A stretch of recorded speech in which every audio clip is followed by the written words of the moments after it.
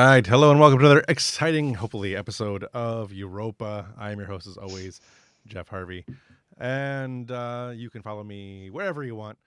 You'll find me. I'm out there at Studio Tembo on On the all the places. sidewalk. Yeah, I mean I'm there. Just follow me home. It's Not at all creepy. not at all creepy. Stalkers welcome. My wife's gone for the weekend for the week, so I'm pretty lonely. Um, StudioTembo.com, and also all the other places that you can find us. On that note, let's go ahead and introduce our exciting cast for the day. Brian, go ahead. My name is Brian. I'm playing Captain Jorad H. And I have nothing to plug. Ev. Evelyn Corbin, I am playing Dr. Desave Oneat. Please don't follow me home. My dog might eat you. It's legit. Jack. Hello, yes, I am Jack. I do other things on other places on the interwebs. Namely, I have my own Twitch channel over at twitch.tv/The People's Ascension, where I primarily every Saturday run a Dungeons and Dragons actual play series, where we're working our way through a dungeon towards the conclusion of our current chapter, and it's looking to be exciting. I also do various hangout sessions throughout the week. I got things on YouTube. I got a Patreon. It's all there. So go check out my channel. And well, do that after this show because I'm excited to see where this is going. Right. There's some episodes that are backlogged that are going to come out this week. So those of you who are watching live, that's not really matter to you. But in those of you who are listening, I guess after the fact, we'll probably be getting a bunch of episodes all at once, which I hate doing, but be the way it is. On that note, also next week for the live viewers, we will be off because it'll be the reopening week of Adventure Inc., the game shop that we own. And yeah, check us out at adventureinc.xyz. It's Adventure Inc. INK .xyz. And I'm looking forward to being open, and it is killing me. I'm very sick today, which may be the Waffle House that I ate yesterday, or it could be the stress. I don't know yet. But on that note, let's go ahead and do a recap of what happened last event, last session, last episode, last whatever we want to call it. Who's got info? So, Tong discovered the anomalous reading was some sort of transition from the ship to some unknown location. Our replicator apparently is sending transmissions. There were no signs of anyone in particular in that area at that time, but he did find a small device with a bunch of tubes plugging in a bunch of different ports, which he then removed and put back in with a trace and tap. Is that right? Mm-hmm. Pretty much. On the planet, in the caves, Cherka, Ambrose, and our trusty team of yellow shirts were stalking some Klingons. They found a bunch of Iconian tech, a life support system, 2 of the 8 Klingons transported out, and they fought the remaining 6. One of them ran away like a bitch. He had Bejad, the son of Chancellor Martok himself. Yep. One of his sons, anyway. Cherka found a Klingon data pad from the IKS RAF, which she took. She blew some stuff up. I just remember what she blew up.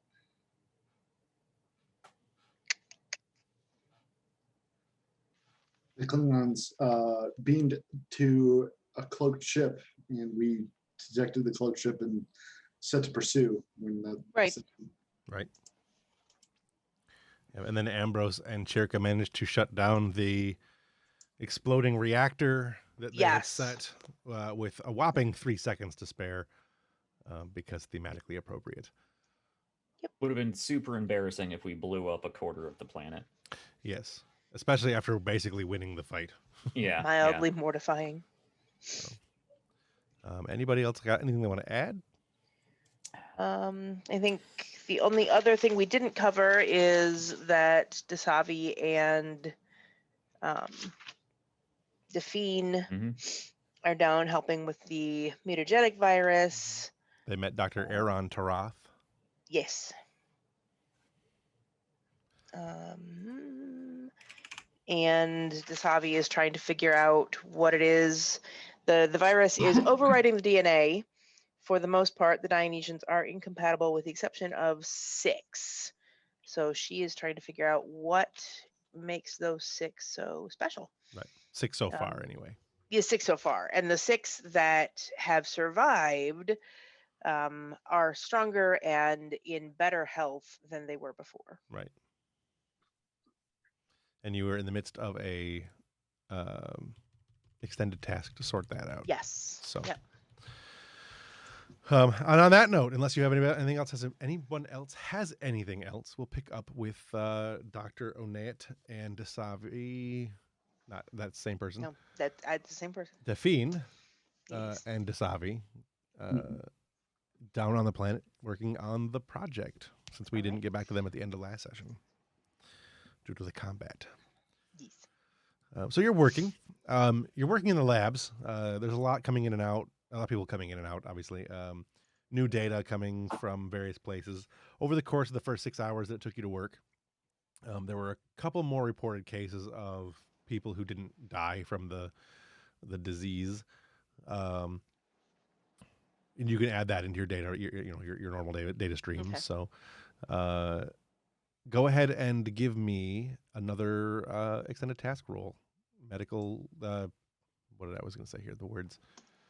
The words. My brain, unfortunately, Say the is slightly words. fried. She didn't say the words. I said your words. Reason and medicine, I believe, is what we're after, or daring I and think so. medicine. Either of those would work. Okay. We determined that my focus is to apply. Yep. And Delphine can roll an assist. Ooh, I will take that. Oh, nice. And Mhm. Delphine gets a 1. So Excellent. that's That is 2. all the successes. 3, 5. 4, and 5. 5 successes. Your difficulty was 2, so you have 3 to spare. Hooray. Go ahead and roll your work.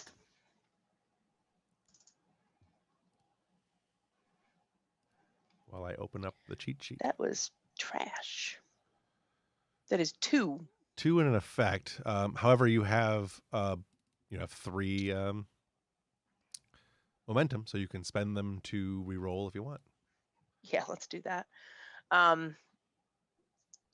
Is like buying d20s, or can I just spend a momentum to re-roll? You spend. I think it's a single momentum allows you to re-roll all of them, but this cheat sheet is not opening, so that's what we're gonna go with. Hey, I should That's have correct. All right. Cool. So we will spend a momentum to re-roll that hot mess and get Much better. Much better. 5 and 5 effects, which the effects don't Yes. really much matter here. Right. But you still have 2 momentum you can spend. And it's Adobe crashed. I mean, that's what happened. Oh. So you have 2 effects. Two net effects. You have 2 momentum. Momentum. The resistance is 3 for the next roll. So you currently have 4. No, you have 2 effects currently. You have 2 total work at the moment. But you have 2 momentum that you can use to do how you want. We can spend them. Yeah, We can spend. you can reduce your resistance by 2, and then you can increase your damage, your penetration, whatever you do. You could do additional work. Man, my words are just totally failing me. It doesn't help that I don't fully understand extended tasks to begin with, and now I'm just super confused. Right. I am damaging the specimens and making them work. That's all I got. Yeah. I mean, Brian was telling you what was happening, but I was talking over him. So It ends up being we get we'll spend 2 momentum on resistance. We end up getting +3 successes. Okay. right. All right. So let's do that. I'm good with that. And we need a total of how much work? Your total remaining work at the moment, you had 5 out of 8, so you only needed 3. Okay. And because we got 5 and 1, that gives us a breakthrough, right? Correct. Assuming you use the momentum properly, yes. You'd get a breakthrough in 5, and then you'd get another breakthrough for completing the work track, which would give you 2 total magnitudes for this task, which would put you at 3 total for the encounter. The magnitude limit was 2, so you would have succeeded in the roll. let's do that. All right. And it'll have taken about 12 hours total to have gotten there. Wait, that's not bad. No. All right. So as you're working, it's getting late in the evening. You guys have been working all night. Sweat pouring over your shoulders, or over your brows, and your shoulders too, for some reason. When you come across the final connections, you were tracing back their DNA and their heritage and their you were looking at their shared experiences and all the different things that you were looking at. And what you can find is that it appears as though they already have some traces of Iconian DNA that track back in their history. All of the people that have so far been benefited by this virus have the Iconian DNA at a specific percentage, or better than that percentage. So, and it's a pretty low percentage level.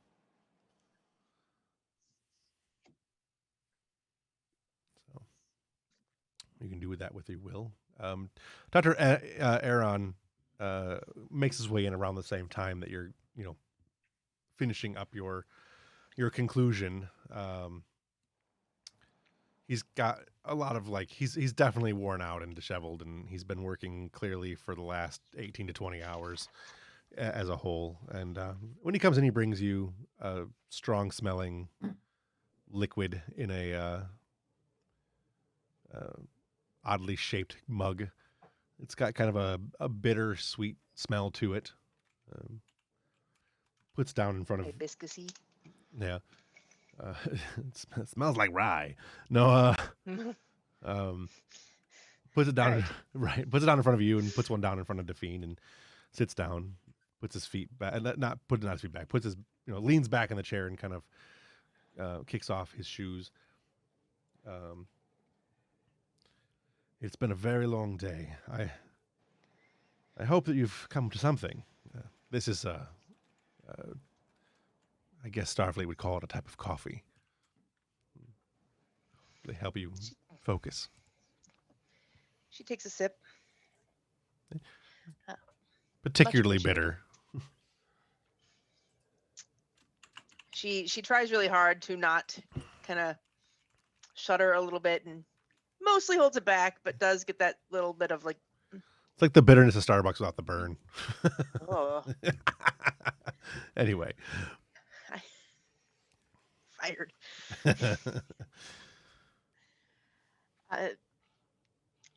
We have actually.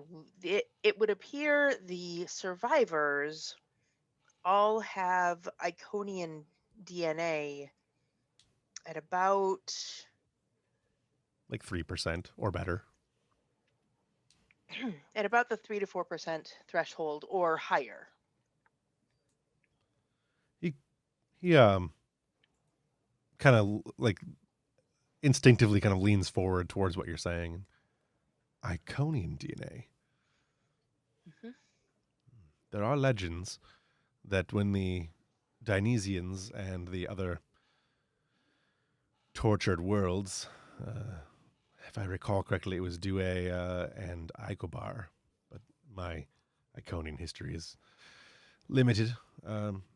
But legend has it that when the Iconians were attacked by the coalition of worlds, they went to their gates and attempted to hide on our worlds. I wonder if there is some truth to it. It's distinctly possible. It also begs the question, are there any legends? I don't know much about the Iconians. Are there legends involving Klingons and Iconians? None that I'm aware of. We've run across some Klingons who have been enhanced, both cybernetically and physiologically. And I suspect the Klingons that are on your planet either brought this virus intentionally and released it, or are infected carriers and inadvertently released it to your people. Perhaps they've been experimenting with splicing Iconian DNA to them. But That's where are they going to get Iconian DNA? perhaps it's they said that there was some kind of facility. Maybe it's down there. Maybe. Either way, it's the implications are quite disturbing. The effect, I suppose, is irrelevant, though, as to whether they brought it intentionally or otherwise. Do we Right. have any means of containing it? I have not gotten that far in my research. You walked in pretty much just at the eureka moment. Well, it does give us a path forward, though, doesn't it? Indeed. I'm no expert in Iconian history. Just what we hear here on Tynesia, stories, of course, bedroom, children's tales, that sort of thing.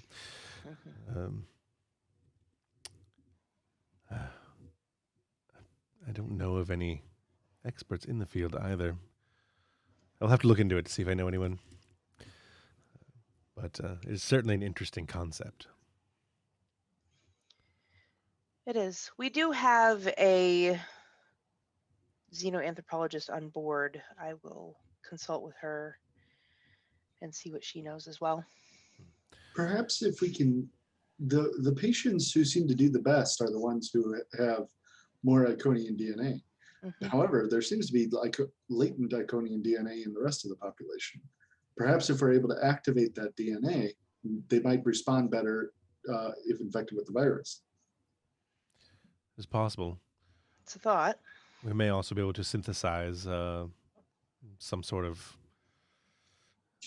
activation mechanism through the DNA.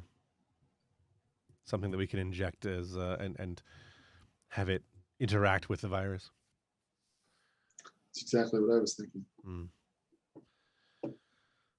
He drinks the stiff liquid again and sets it down. It's like, this really is bitter, isn't it? Well, he puts his feet down and slips his shoes back on. I guess it's back to work then. Indeed. If you have volunteers who wouldn't mind being human guinea pigs, as much as I don't like starting with human trials, or as it were. Dionysian. Yes, Dionysian people trials, sentient being trials. We'll take all the volunteers you can get. Probably the healthier, the better. We'll put together a pool, of course, but we should begin with non-living trials if we can. Let's get a working hypothesis together and a working vaccine, hopefully, at least working in a petri dish before we start injecting it and just trying things. But I will put together a list of likely candidates for when we can move to trials.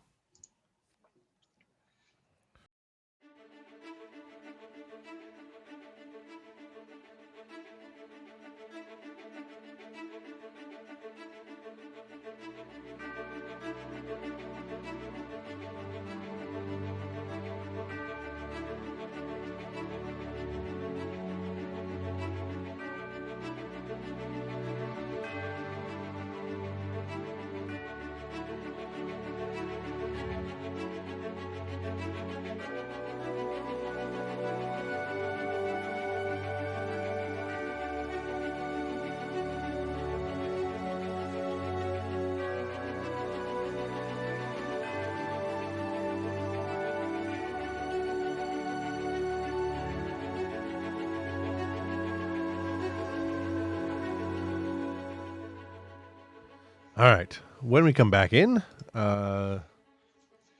let's go to the bridge of the Europa, which Hage is there. I'm not sure who else is on the bridge.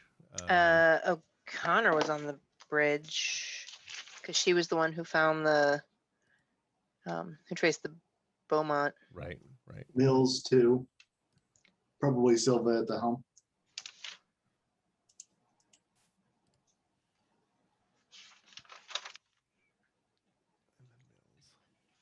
Would Mills be on the bridge? Someone's going to need to man the phasers. So, I mean, I can have H jump onto him. I say we've got Koba too. Yeah, that's true. Yeah. But that's me playing 3 characters in the scene. Yeah. You can do it. I believe in you. No, it's fine. We'll put Mills on phasers. It's fine. All right. So you have O'Connor had successfully located triangulated the location of the Klingon cloaked ship with the help of the enhanced sensors that the Europa has, and it was beginning to move off at a high rate of speed. And you were in pursuit. Lieutenant, full speed ahead. I don't want that ship getting away. Yes, sir. 9.975, go. Add as many tenths as you can manage onto that. It's not at warp yet, but yeah. You're tracking it through the system. You're within. I mean, you can catch it up to it pretty quickly. Okay. Try to tractor it. Okay, gonna put a tractor beam on the ship. Mills. Yep. All right. I'm getting there. Sorry. I was writing notes. I gotcha. What do you want for detractors? Should be either control or daring and security. Control or daring? We'll go control. Control and security is a 14. Your difficulty is going to be 3. Ah, rude. And you have no momentum. No momentum. I don't think I can hand-to-hand combat my way into this. I'm going to say, unless you want to put on a suit and go out there and grab it, and I don't think it's going to work. You know what? I'm going to spend a point of determination. As the commanding officer, I can spend a point of determination to grant any other character I can communicate with 1 point of determination. It does not have to be linked to a value. Okay. Okay. I will spend that and buy another die. Oh, no, I don't buy a die. It just becomes an automatic one, right? Right. Yeah, pretty well. Right. Or it does you could do other things with determination too, but that's most likely what you're going to do here. Right. That will give you 3 successes. Yep. Which is enough. You lock onto the ship with a tractor beam. A few seconds later, it decloaks and its shields go up.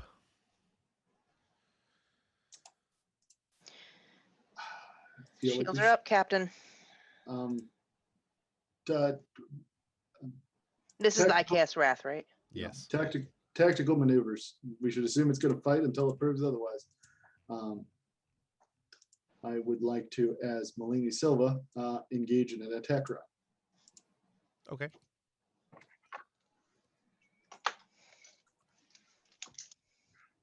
That's difficulty 2, I think, right? Mm-hmm.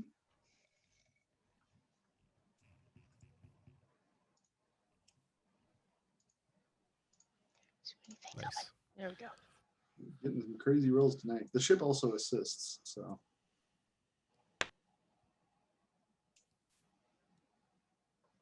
A 12, that's a success. So that's 3. So you have 1 momentum. Okay. Okay. They power up the weapons, but they have not opened fire yet.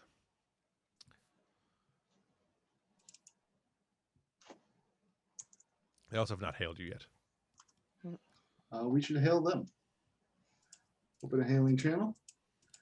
Attention, Klingon ship. This is Commander Jorad Hage of the Federation starship USS Europa.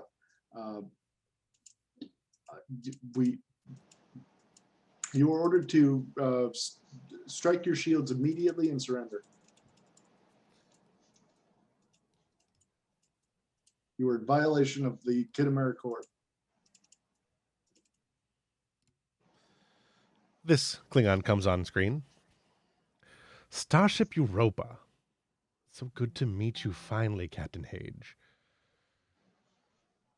I am Gothmara, daughter of Koltan, and you are my prisoner.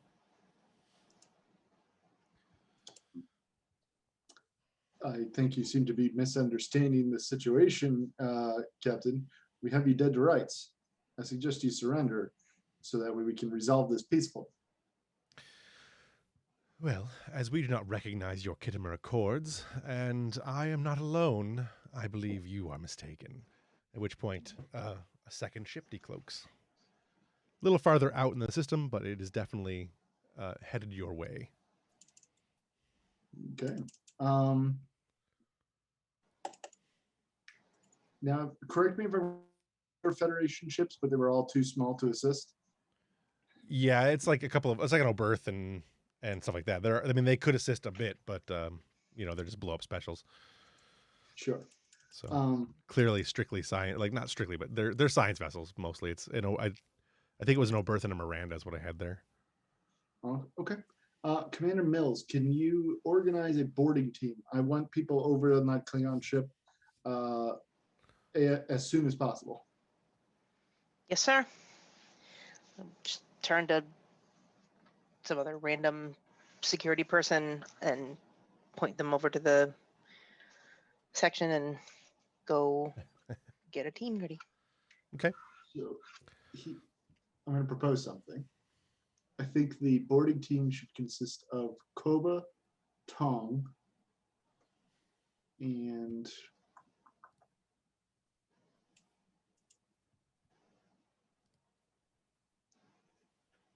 don't know who else. I don't. Why would we take Tong? To disable the ship? Mainly just to get mainly just to get Jack in on the scene. It doesn't hurt to have an engineer of some sort. It doesn't, but He will go if ordered. Tactically, and if we have this conversation in character, Mills will also argue this. Tactically, it would make more sense to leave Tong at the transporters if we need an emergency. Considering you're still on the on the radio on the screen with Gothmara, I doubt right now is a good time to discuss that. But. No.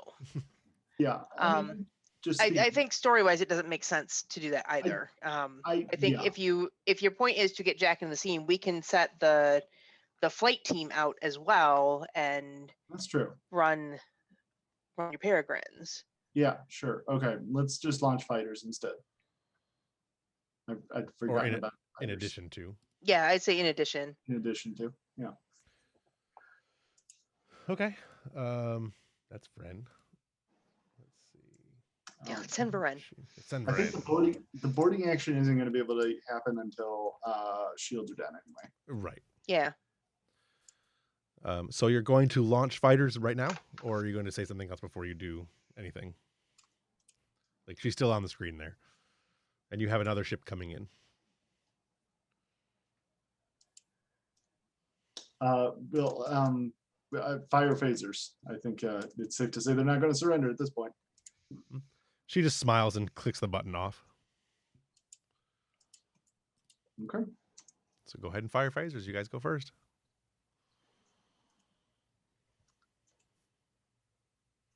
Well, maybe we should launch fighters first. Is that its own action? It's not. It would be.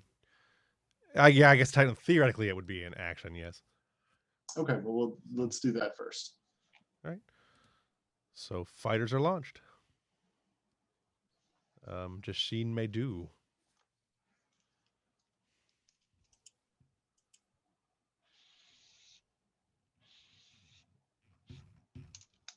What's you gonna do there, Jashin? Oh, they get to act immediately. Okay. You can. I assume that it's a rapid launch system. Sure. Yeah. Yeah. So. So the other ship that just decloaked, that's out of engagement currently, but closing in. Yeah, you could engage them at long range. The fighters can't engage them. Fighters can't. No. Yeah, because fighters can't engage long range. They can only engage in close range. Yeah. Yeah. No, I think I think the fighters are just going to go in and try to pepper those shields down. Okay. And the Europa can take care of the long range combat. Okay. Let's go ahead and start. Let's see. Fighter gets a single task or action and a single minor action. So just like any other combat. Okay. Does this fancy cheat sheet you gave me have Starship combat rules? I'm sure it does somewhere. It has some Starship combat rules. Basically, what you want to do is you're going to do an attack. Minor actions. So. Yeah. Okay. Yeah, it only lists 4 ship minor actions here, and none of them are all that. Yeah, there's not a lot there. Yeah. Okay. Yeah. So I guess I'm just an attack run. Okay. Non-torpedoes, I assume.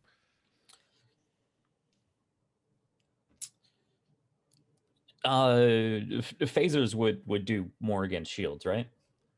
Theoretically, in the game, there's no difference, but in setting, yes. Yeah. No, we'll go phasers. In game, it does too. Because I thought it did. It kind of does, because if you do you can do what? It's like every 5 and or very. I don't know. It does do somewhat more, but it's not significantly more. The ship security. Well, for fighters, who knows? But the ship security gets added, which is significant. Gotcha. But for fighters, I guess it's only 2, so it's not that big a deal. Okay. So how do we? You fire basically the same way that you would fire any other weapons on a starship. So you basically are just rolling your starship combat rules. What is it? I have to get the sheet back out. Control plus security. Control security. Yeah. And I think the difficulty is 2 because it's just what it always is. For energy weapons, yeah. Yep. Okay. Control security. Let me bring up Shajin here. Yep. And when a flight consists of 2 or more fighters, which it does, you can add 1 combat die for damage for each additional fighter past the second. So for 3 or more. So if you have 6 fighters, which I believe you do, you'd add a total of 4 additional combat dice for damage.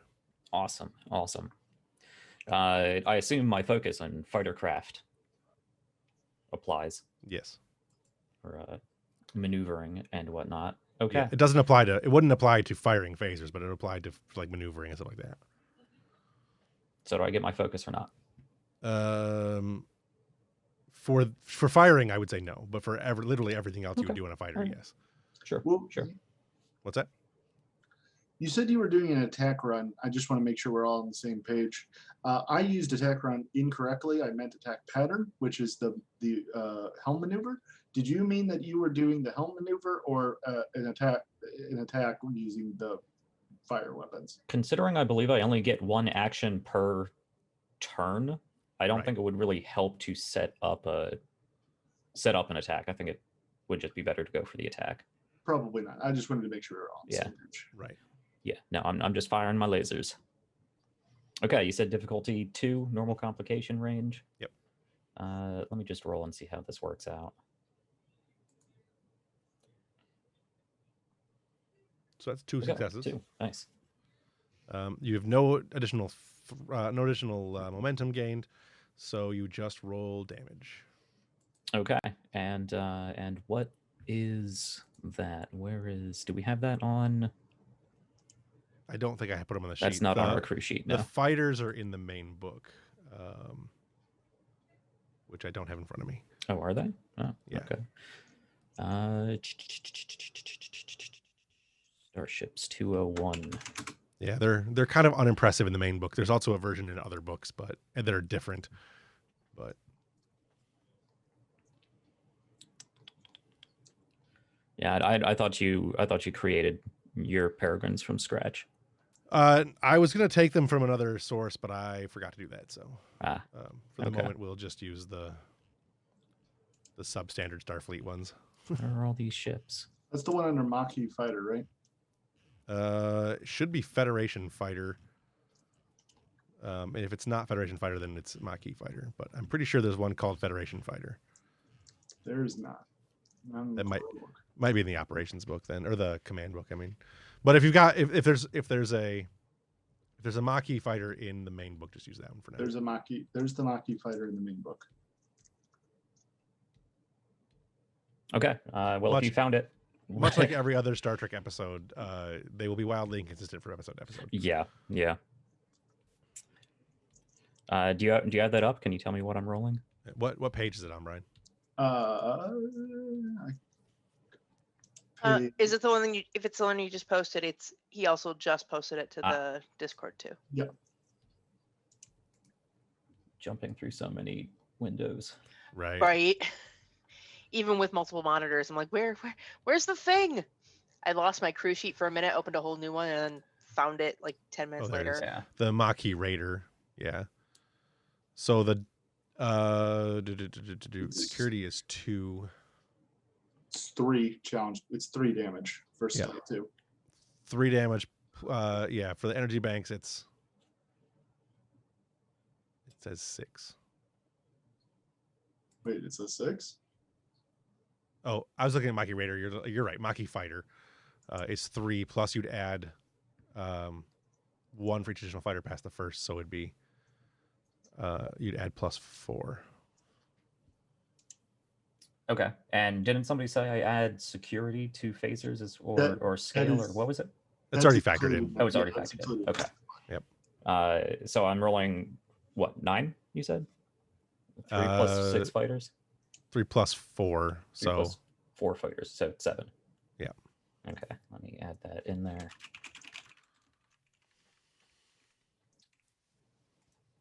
Seven dice, go. 5 damage and 2 effects. The Maquis Fighter's effects is versatile 2. Okay. We don't have any can I activate those? That requires momentum, doesn't it?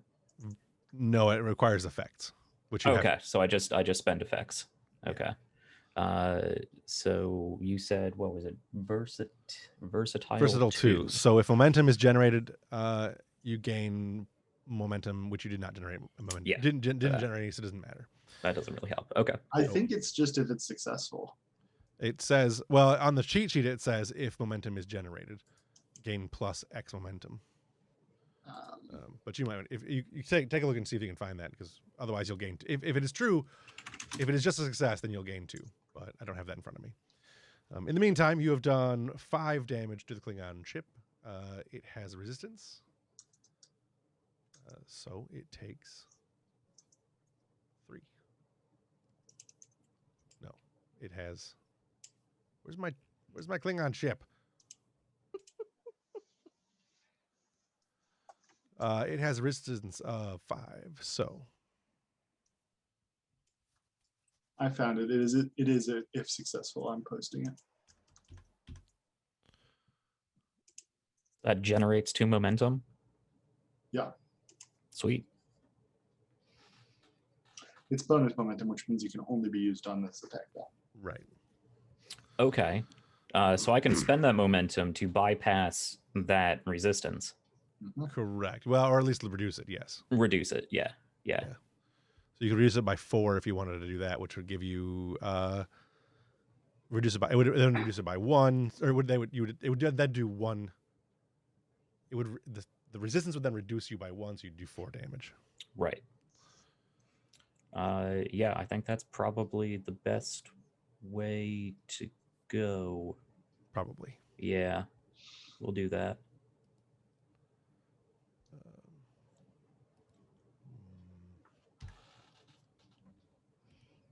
-1 to shields. No, -4 to shields. -4 to shields. So that puts me at that. Okay. All right.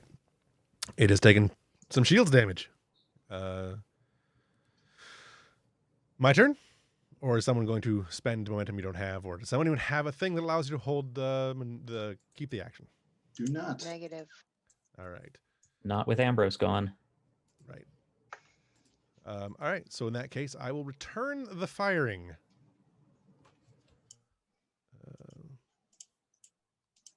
We are at. So that. I roll dose. I will spend my threat and roll a third.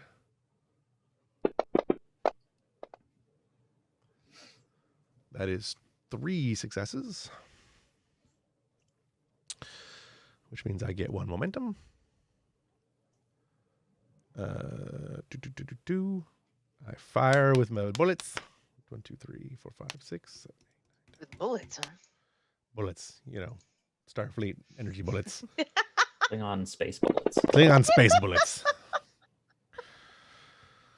1, Let's 2, name my 3, next band. 4, 5, 6 damage, and basically 6 effects, right? Yeah. Damn, that's a crappy roll, actually. Kind of. Not really, because I have Vicious 1. So that is 12 damage. And the Europa explodes. Yeah. We take No. So are they firing on the Europa? Or are they Yeah, firing on the who are they Peregrine firing ring on? that just fucked They are them up? firing on the Europa. we take 2 breaches. So we got to roll 2 d20s. Well, not necessarily, because you've got a resistance of 5. Oh, well, we take 1 then. Yes, and I'm gonna spend my 1 to drop that by. So you'd lose 3, so it'd be you take 9 damage, which is 1 breach.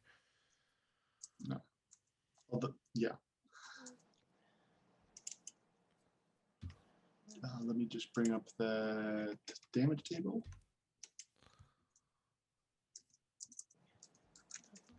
Does somebody mind Fixed all rolling a this last d20 on that? Sure, I can do that. I was fixing the ship. Sorry. No worries. No fixing, only rollings. A 9. 9. Sensors. Okay. -1 to sensors.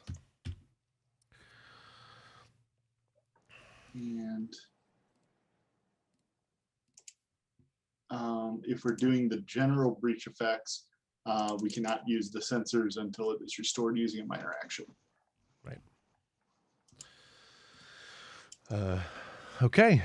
On that note, I'm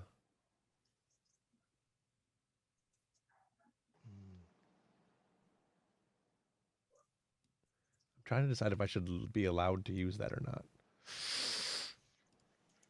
Can we No, say I'm gonna no? go say no. I I'm mean, gonna go ahead and say no, because I should have to spend a threat to be able to do that.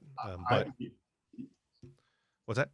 I was just about to say, the way I always do it is if you want to cheat, spend threat.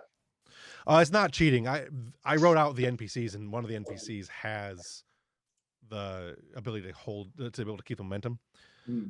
But I think that should be. I think I should spend threat for that. Okay. And I don't have threat currently. So it comes back to the Europa. As the Klingon ship opens fire and targets, or doesn't target, just hits your sensors. Their shields are still up, correct? Oh yeah. Okay. So the boarding, so Mills will gather the boarding party. Mhm. And I don't know if we can just do this narratively, or just like letting you know this doesn't necessarily have to be our action. Mills is gathering the boarding party. She's going to grab Koba, an engineer, and 3 yellow shirts. One specifically assigned to the engineer. Mhm. She's also going to set a bunch of the yellow shirts in the hallways ready for us to be boarded. Right. Okay. And don't forget, we've got. Oh, never mind. That's for the infected. Keep going. I'm good. Okay. So what are you guys gonna do? That's not gonna count as an action. That's something you're doing. So. Right. So assuming you weren't ready to go, Evelyn, I would like to use the bridge action direct to tell Evelyn, open fire on those Klingons, or tell Mills, open fire on those Klingons, full power. And then, so I'm going to assist you with my command roll. She left the moment you said go gather a boarding team. Well, sure, but like space combat is it's not like every 6 seconds you're doing it, and he said that wasn't an action. So like, No, that wasn't an action, but before you you set the peregrine wing out, you said the first thing you said to her was go gather a boarding team. So she left the bridge. She was gone before the wing went out. okay, but Mills I mean, we isn't- can retcon that. but- Sure. I guess I figured you would be doing that from the bridge Oh, for no. communications. Which is totally fine. You can do it either way. So Either way, that's fine. either way, Evelyn, if you want to roll, you can roll either way. Yeah. You can take over We can for the replacement combat technician. So that is again a 14.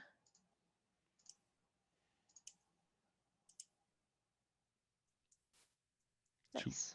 Or that So, should be. one other thing I'm going to do is I'm going to draw upon my joined lifetimes to give myself the focus in ship tactics for this assist roll. Okay. But it still uses my command stat. Sure. Go ahead and assist.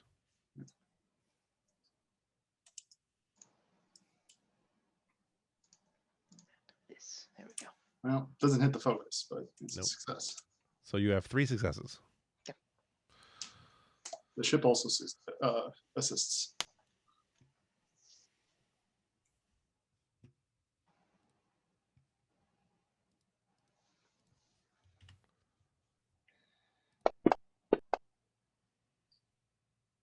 Yes, it does. Oof. I'm gonna go ahead and Bollocks. take my threat for that.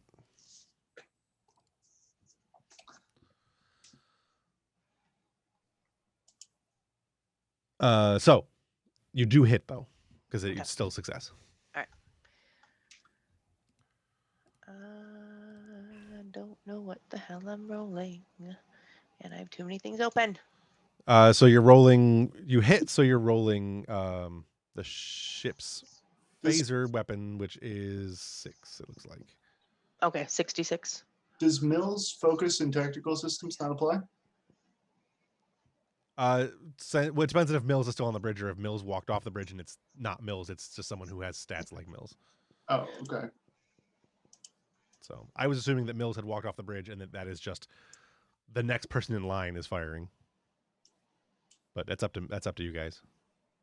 Otherwise, yes, you would get more. I mean, I figured it'd be Mills. When I gave the order, I didn't necessarily mean go down and equip them. I mean, I just meant like calm them, tell them to get to board. It's up to you, but I feel like we're leaving successes on the table. That logic there feels metagamey though. I am good with retconning it. If for you want Mills on the bridge. Mills is a very hands-on person. So that's why when you said go do, she went. In my brain she went to do. If we want to retcon that, we can retcon that. I'm not comfortable retconning it just to get more points though. I mean, I absolutely did not mean for the person who was manning the tactical weapons in a combat situation to go do something else. But that's not how I meant it. But if you think it's more narratively interesting that way, we can go with it. But yeah. It's more in her character. Okay, then let's go with that. We got 3 successes, so we succeeded by 1. I'm trying to get back to the so- right page here. There we go. Sorry. All right, so that is a whole bunch of. That's 0 successes. That's That's 0. nothing. That was the most worthless. Jesus. We can You use do that. you do have momentum though. Yeah, we can Let's- use that let's bonus use momentum. that. Let's please Reroll. use that. That is That's much much better. Plus, are you rolling enough die there? I'm not sure that's right. Yeah, you said 6, right? Mm, I'm looking at the stats on the ship. It's got the weapons. That might not be enough. It should possibly be the ship. What is it? It's just It would- after the weapons out. I don't know if we added the ship's security into If it's a that. phaser array, it's +1. Yeah, no, that is correct. It's 6A. Okay. Yeah. I have no idea where you're looking, so I'm just gonna believe you. Right, because the ship's security is only 3. The Europa is not a combat ship, so Right. We are mostly a science. Oh, ship. but we add scale to it too. So it's 9. So I need to roll 3 more. Whoa! What? No, no, no. What? No, are you wait, your doing? scale is 5, so it should be 10 total. no. So yeah, you need to roll 4 more. 4 more dice. 4 more dice. 1. 1, 2, 3. 3, 4. Oh yeah. 4 and successes. You also, the weapon is versatile, so you get 2 bonus momentum. Okay. Put those towards resistance. Mm-hmm. All right, sorry, how much did you do? I was doing something else. Crap for crap. 9, 10, 11, 12, 13 minus 1. Assuming you're using the 2 bonus momentum to do the resistance. Right. So it would be minus 1, so you'd be doing 9, 10, 11 damage, which is 2 breaches. Their shields are still not down, so it's 2 breaches. Go ahead and I'll do it.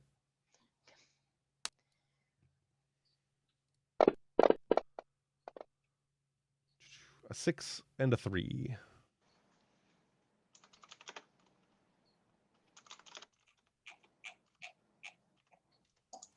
That is engines and 2 engines. 2 engines. Which, if that's less than half their scale, they're damaged. It is less than half their scale. If you're using the NPC starship damage rules, Not for this ship. For the other one, yes. Not for this one. okay, then just the normal what they lose 1 power at the end of every round until the effect is repaired. Right. Yeah, the other ship is using NPC rules. This is a hero ship, so. Gotcha. And I need to find something in the book real quick. Give me 1 second. Stand by. Mhm. Hold on. It's Oh, my turn just- anyway. I'm gonna fix our weapons while we're down. Rules of roleplay, intimidation, conflict.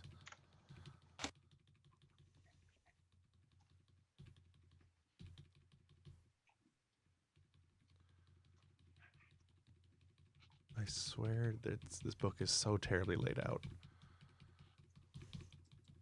Not the worst book I've ever seen, but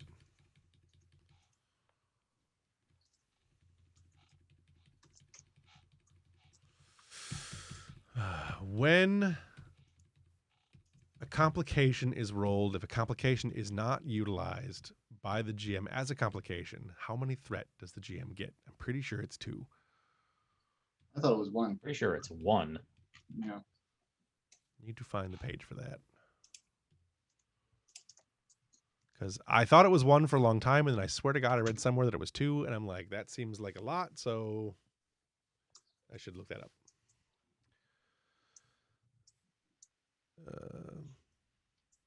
Character creation, managing the rules, page 279, 278. It's probably not in that page, but let's try it. 278. Tasks. Okay, so it's supposed to be scale plus security. There's no bonus for the type of weapon it is, so it's just a base 8. So you would actually have done less damage. Yeah. All right. Well, next time we'll roll 2 less. Okay. Complications. No, don't freeze on me. What are you doing?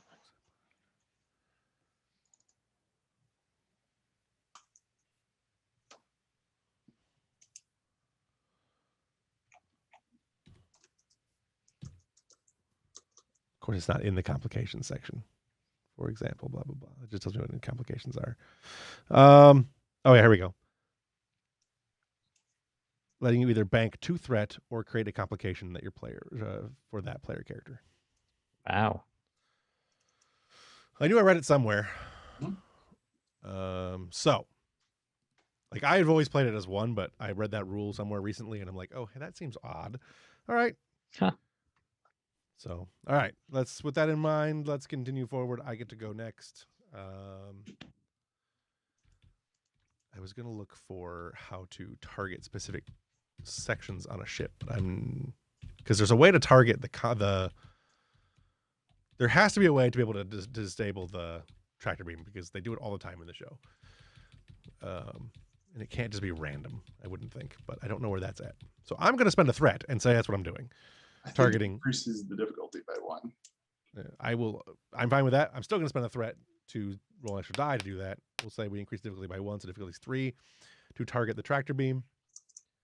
Let's try to think if I want to do anything else. I don't think I do.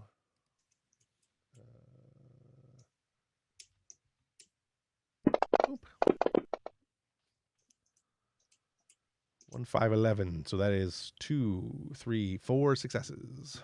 So that's succeeded by 1. One is a momentum. And it is 11 damage. 1, 2, 3, 4, 5, 6, 7, 8, 9, 10, 11. Right? 11, yes. Click that button. 1, 2, 3, 4, 5, 6, 7, 8, 9. 9 damage plus 1, 2, 3 vicious. I'll take that. So that's what is it? That's 11 damage, right? 9, 10, 11, 12 damage. And I will reduce your resistance by 2. So you're taking 10. One of them is going to be I was targeting your tractor beam, which is weapons. So There are actual 1 rules breach. for disabling a tractor beam. Are there? Do you know what page they're on? Yes, it is page 222. 222. There's a problem with not doing a lot of ship combat is I 223. don't really know. 223? 223. Tractor beam. It- If successful, the target vessel is immobilized and cannot move unless it can break free using their shield modulators, the raw power of their engines, or disabling the tractor beam emitter, a task in its own right with a difficulty determined by the strength of the ship's tractor beam. I mean, blowing it Okay. up would also work too, but Gotcha. Yeah, you can target the weapons. Okay, so I found targeting a specific system. It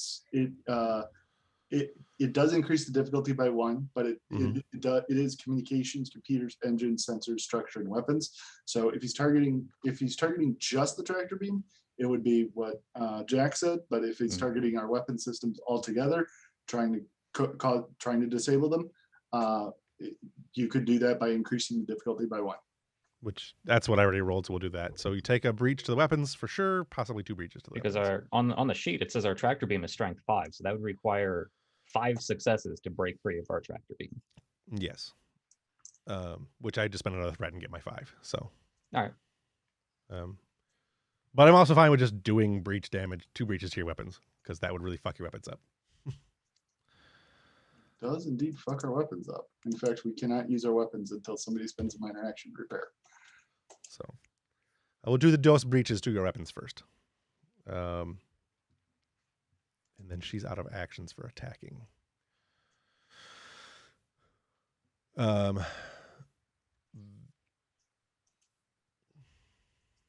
Yep, your turn. Go ahead. I think Silva is going to move the ship to evasive actions, evasive maneuvers. Okay. Because we're being messed up. So.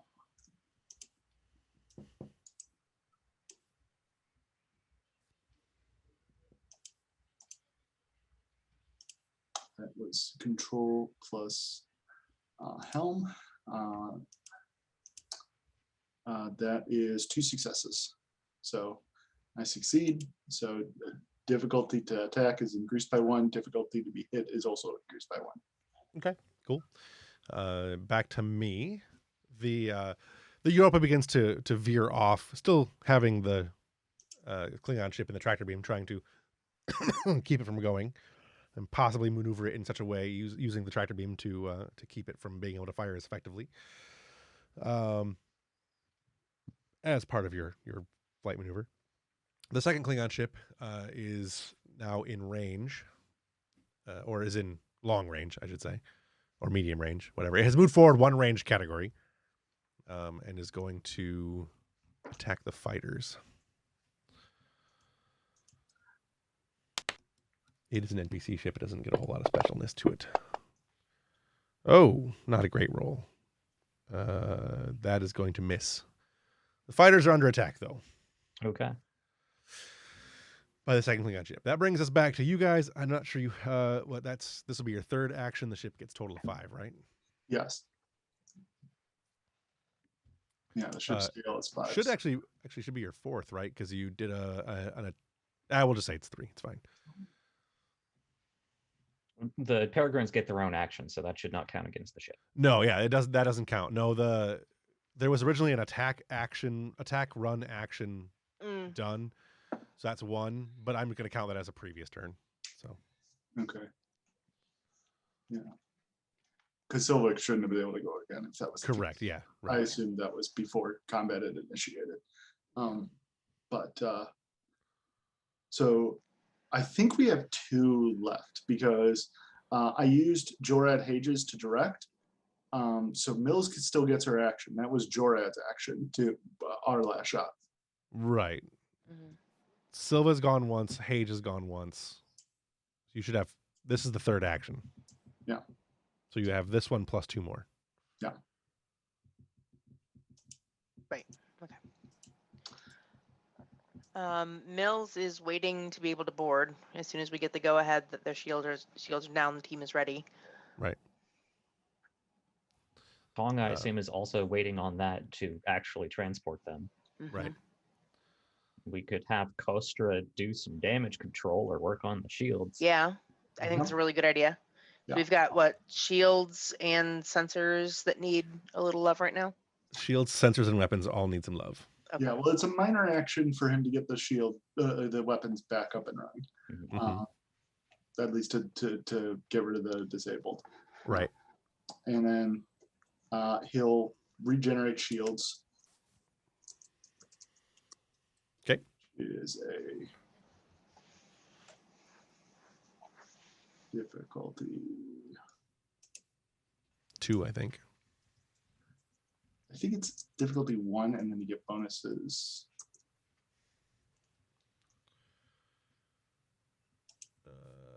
I have ship actions, but it's not one of the ship actions I have. It's difficulty 1, and then you regenerate 2 if successful, and then you get more if you. Oh, yeah. Okay, I see it. 224.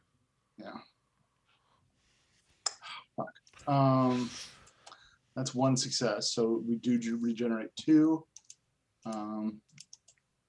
It does say assisted by the ship's structure plus engineering. That is true. So the ship does get a roll. A 5, and that will be that would be 1 additional success. Okay. So that's 5. We're back up to 5. And that You're back up by 5, right? Because you were not down to 0. No, we took 9. Right. And So then- you're back to 5. Okay. Did that generate a momentum? No, The because ship's assistance? because we used it to regenerate the shields. Okay. It did generate momentum. It was spent to regenerate shields. Gotcha. For that plus 2 Correct. is what you're saying. Gotcha.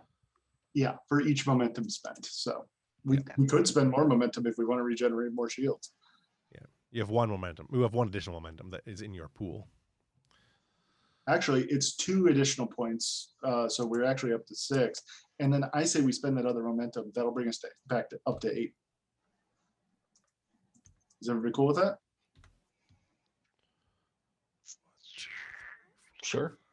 I mean, I have very few dogs in this fight. My main character is down on the planet. Right.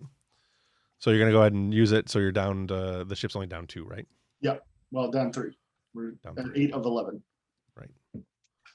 I got sidetracked in my thought, in my mathing. All right. With that in mind, that is your action, and your minor action was to get weapons back online, correct? Mhm. All right. My next action is going to be very similar to that. So give me one quick roll here. Oh, geez, that's a terrible roll. I'm going to go ahead and spend my momentum, or my threat there.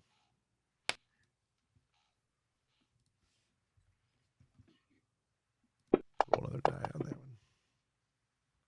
Think. Nice. Jack, I like how you're having your own little conversation with yourself in the Twitch chat. Right. Yeah. I would, but I'm busy mathing. I was going to join Oh, you, but yeah. I was busy mathing. Sometimes I get other people. Sometimes I get some viewers to chime in. I think we're the only ones in here today.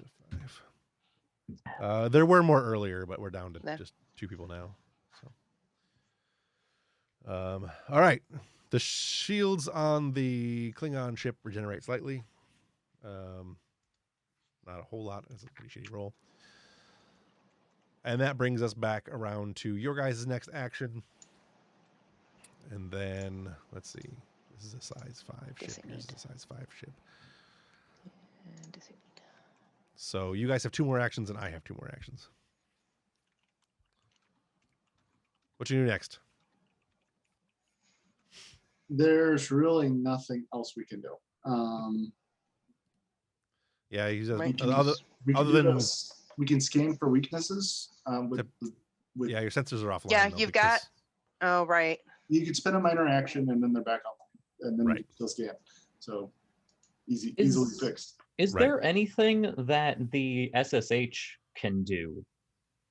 I'm not really sure where he exists and how much access to the ship he has as the quartermaster. He could be manning the security oversight station, which really only matters if we're boarded, but that might come up. Okay. All Yeah. right. He'll be No, there. it is a good plan. Okay. If you want to go ahead and do the sensor roll, you can do that. That's something that O'Connor can do. Minor action to get your shields back or your sensors back working, and then do the scan for weakness. Yeah.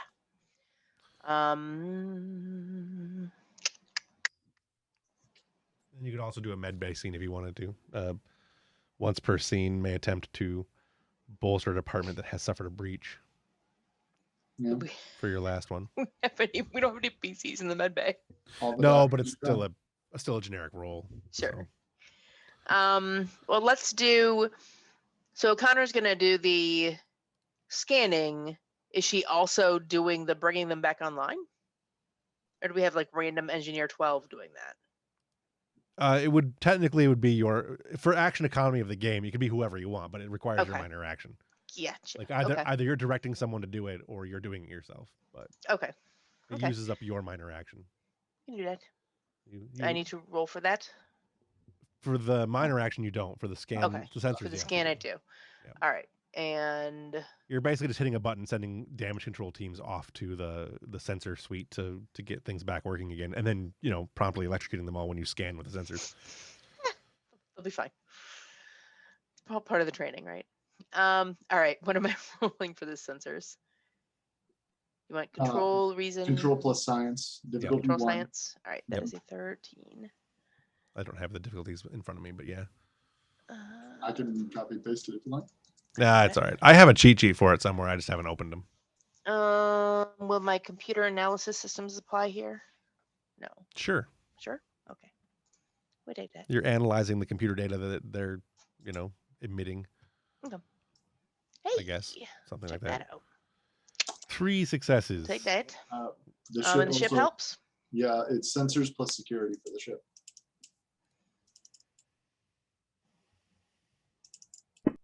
Which you think it'd be science, but Yeah, ship is no help. No. She's That's busy okay. trying to find a cure for the. Right. so you succeeded Okay, by we'll take that 3. okay. So the difficulty was 1, so you succeeded. So it'll do an additional damage. Our next attack will do an additional damage, and we gain the piercing 2 quality. Right. Also, you generate a bonus momentum. Okay. Or not a bonus momentum, just a regular momentum. Yeah. Difficulty was 1, right? So you ended up with 2 momentum. Yeah. So. Oh, Hooray. so I was presuming one of those 2 momentum was what was giving us the piercing 2. No. No. That's just what the ability does. Got you. Okay. Okay. Yep. With you. Which is nice. Yes, indeed. My turn again. This is going to be a fast roll. Go ahead and get ready. You guys can go ahead and plan your next roll because you can't physically see what they're doing. So. Okay. Well, That now I puts really us do top of think the that- round, right? That's our 5. Yeah. The next Okay. one's your 5. Mm, Like we're on your 5th one now. okay. Got you. So you could do like you have one other minor action. Like you could do the you can either skip it or whatever, or you can do the like the med bay thing or whatever you want to do. You know what? I think the captain will rally. Actually, I can do that. No, I Okay. can't. I've already acted this round. Never mind.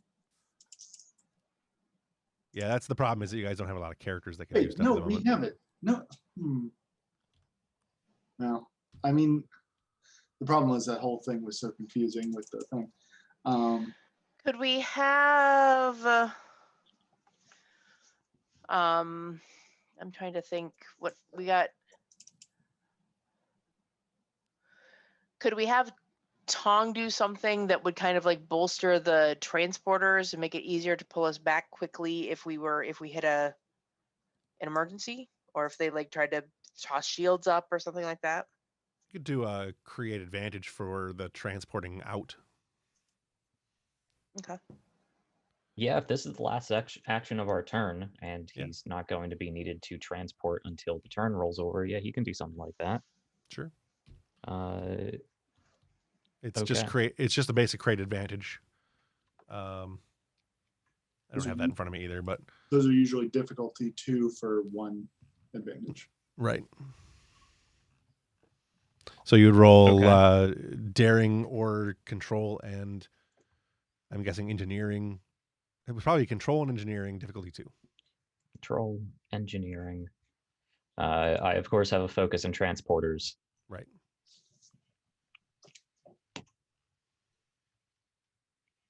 Man, you guys getting a lot of ones. All right. It's a day of Nice. ones. It is a So we far get a cry momentum. from what we normally get. Yeah, right. Yeah. So you gain momentum, and you have advantage when beaming them out of danger. When beaming the next thing you beam out of danger, be it them or Ambrose or whatever. Back to the top of the round. PCs get to go first. Okay. So that could be either Shijin or the Shijin and the fighters or the Europa. You guys can decide which. It doesn't matter. I think Jajin should go first. Sure, we can Yeah. stick with that. Now, I did manage to pull up the fighter rules you showed us a few weeks ago. It says if I have a co-pilot, which I assume Peregrine's C2, that Shijin would have a co-pilot. I was operating under the impression that they currently do not have co-pilots, but if you want to use it, that's fine. I didn't account for co-pilots, but it's totally fine if you want to do it. Well, it's built into the rules you created. No, I'm aware of that. The ship themselves generally don't have 2 seats. Yeah, they do. They've always been shown with 2 It depends seats. on which rules you're looking at, like Okay, which ship suppose. which ship you're looking at, because some of the ones in the books, again, like there's like 3 different versions of the ship in the book, and I forget where that one went. I checked the operations. There's no fighters in there. I'm pretty sure there's one Did you mean somewhere. the The crew. book? What's that? Did you mean The command book is what I meant. Yeah. So yeah, crew complement is 1 or 2 on the Maquis fighter, which is the stats we're currently using. So yes. I assume that pretty much every ship has at least 2 seats. I mean, if you look at the Delta Flyer, which is basically the closest thing to a legit fighter that's ever been shown Right, in Star Trek, it has many seats. Yeah, it's the most Mary Sued ship there has ever been made in a Starship show. But yes, I agree with you. I found the Federation fighter. It says 1 or 2. Yeah. Okay. Yeah. So, I posted the stats. Yeah. cool. But So for the I moment, we're can- just using the one out of the main book, the Maquis fighter. So right. So I can take a non-combat action as well as a combat action. I assume that requires 2. it is 2 separate Passes. actions. So Yeah. yes, correct. But since we barely managed to use all our passes last round, I mean, how do we feel about that? I could set up. I could just set up an attack run and just keep trying to pepper these shields down. If you can get the shields down, that would allow us we would be able to launch torpedoes at it. And launching torpedoes against an unarmored ship is very, very successful. Yeah. So you're saying we probably don't have the time for me to set up an attack pattern. You want the shields down. That I don't, Now. that's up to you whether you think it's worth the attack pattern. Yeah, it's really just dependent on how you want to do your action economy. Keep in mind your defense will go down by 1 if you do. That is true, and I can't imagine fighters have. Well, I do get extra shields because I have so many ships. Right. But when you say defense goes down, all attacks made by the ship reduce in difficulty by 1, then gain bonus momentum.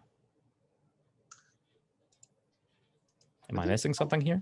I think small graft also go up by 1. The difficulty to hit them goes up by 1. It does. So, yeah. So it would honestly just be bringing you in line. Yes, you would be a difficulty 2 to hit is what it would be. And remember that you only have a base of 3 shields, plus your 4 additional. Plus 4, yeah. So I have 7 shields. Right. And I'm rolling at least 12 dice when I'm firing phasers. Yeah, that's true. Where are you seeing this? Attack pattern. You take a course that makes it easier to target the enemy. Attempt a daring plus con. Difficulty 1. If successful, until your next turn, all attacks made by your ships and all. Oh, you're right. Yeah. Not bad. All attacks made by the ship. It doesn't say anything about other ships firing at me. Okay, you're right. I think I was getting you confused. I thought that attack pattern did make it easier for you to be hit because you're making an aggressive attack. I could have sworn that was written somewhere. That's not under attack pattern. I know evasive action makes it difficult to fire, but attack pattern doesn't make you any more likely to be hit, at least according. Evasive action doesn't make it harder for you to hit either. No. Yeah, they're just all attacks made. Yeah. No. I screwed up somewhere. I'm sorry. Okay. Either way.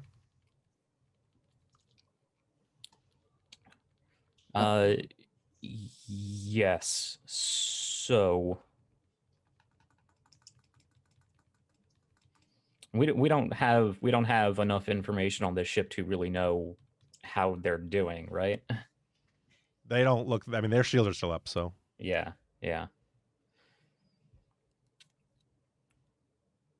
And I spent actions to recover their shields. So they're not full, but they're definitely still up. Their shields are at, let's see, if I do the math real quick in my head, their shields are at about 50%. All right.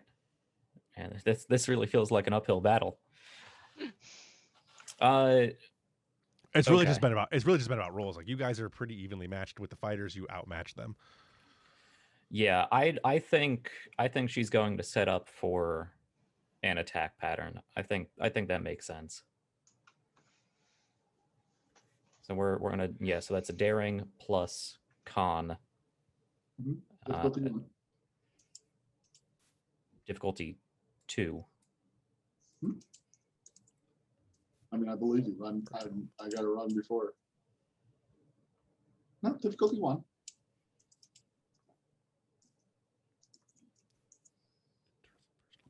Sensors.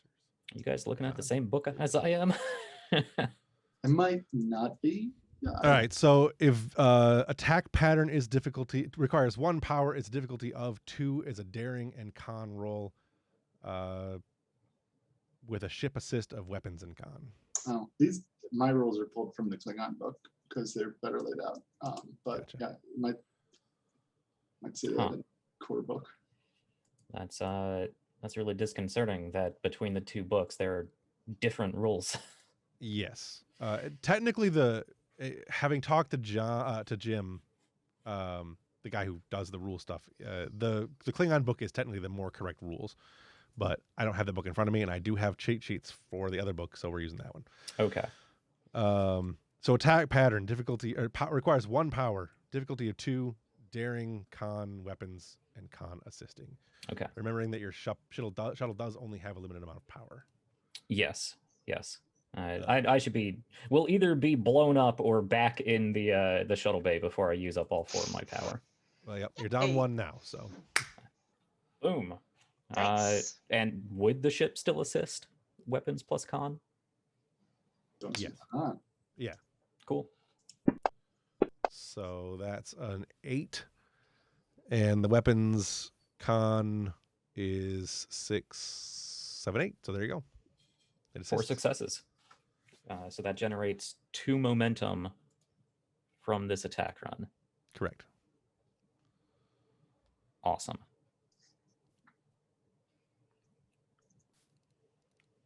Okay. It is my turn. I have 2 momentum. I have 2 threat currently. Now that I have my combat reference sheets open, am going to disable that tractor beam for sure's. For surezies. Spend 1 to roll 3 dice. And then to roll. Squiggle. 1, 8, 11. That is 4 successes. 1, 2, 5. 3, 4. I'll spend my last threat to gain a success. And I will have 5. Fine. But I'm out of threat now, so the tractor beam is disabled, which does not, I think, do any damage to the ship. At least I don't have that in front of me, so I'm gonna assume it doesn't do any real damage. Just there's a blast. The tractor beam is disabled. I'm gonna assume it can't be re-enabled right away because I hit it with my phasers to disable it. Yeah, it just disables. There's no damage to the ship itself. Right. But I would imagine there should be, thematically speaking, when you're firing phasers at a tractor beam, there probably should be damage to the tractor beam. It doesn't really matter because I'm going to cloak and go away here in a second anyway. Yeah, you better run. We do get 1 turn, though. You do get 1 turn because I don't have any threat to keep my momentum. So, with that in mind, you have 1 action to do either the Europa or the fighters. Your choice. So, here's what I'm thinking. We roll to attack. Hopefully we take down the shields. Then we get our borders on with by buying threat. We could do it. If we roll well enough, we could do it. They could also cloak with your people aboard. Yeah. But I trust our people. Yeah. Okay. If they can disable the cloaking device. So do you want to use the Europa for that, or is this the fighter run? Europa's guns are bigger. Yeah. So that's fair. Although at the moment with the attack run, I'm not sure that's true. I mean, it'll do more damage in any case. Because what did the attack run gain you? The attack run reduces the difficulty of all attacks by 1. Okay. That's and all we it have does. piercing 2 with our scan. Yeah. So with the scan. Yeah, the Europa is going to do more damage for sure. Yeah. Yeah. So let's do it. Can I do? Can I do a direct again? like I did before, so I can assist with the command? Sure. Okay. So we're rolling with the NPC. So I'm not sure what their skills are, but you might want to roll with them. For me, fuck. Are you fucking serious? Oh, sad panda. Wow. No. I'm gonna not take my threat yet. I might do something else. Evelyn, go ahead and roll to attack. Here we go.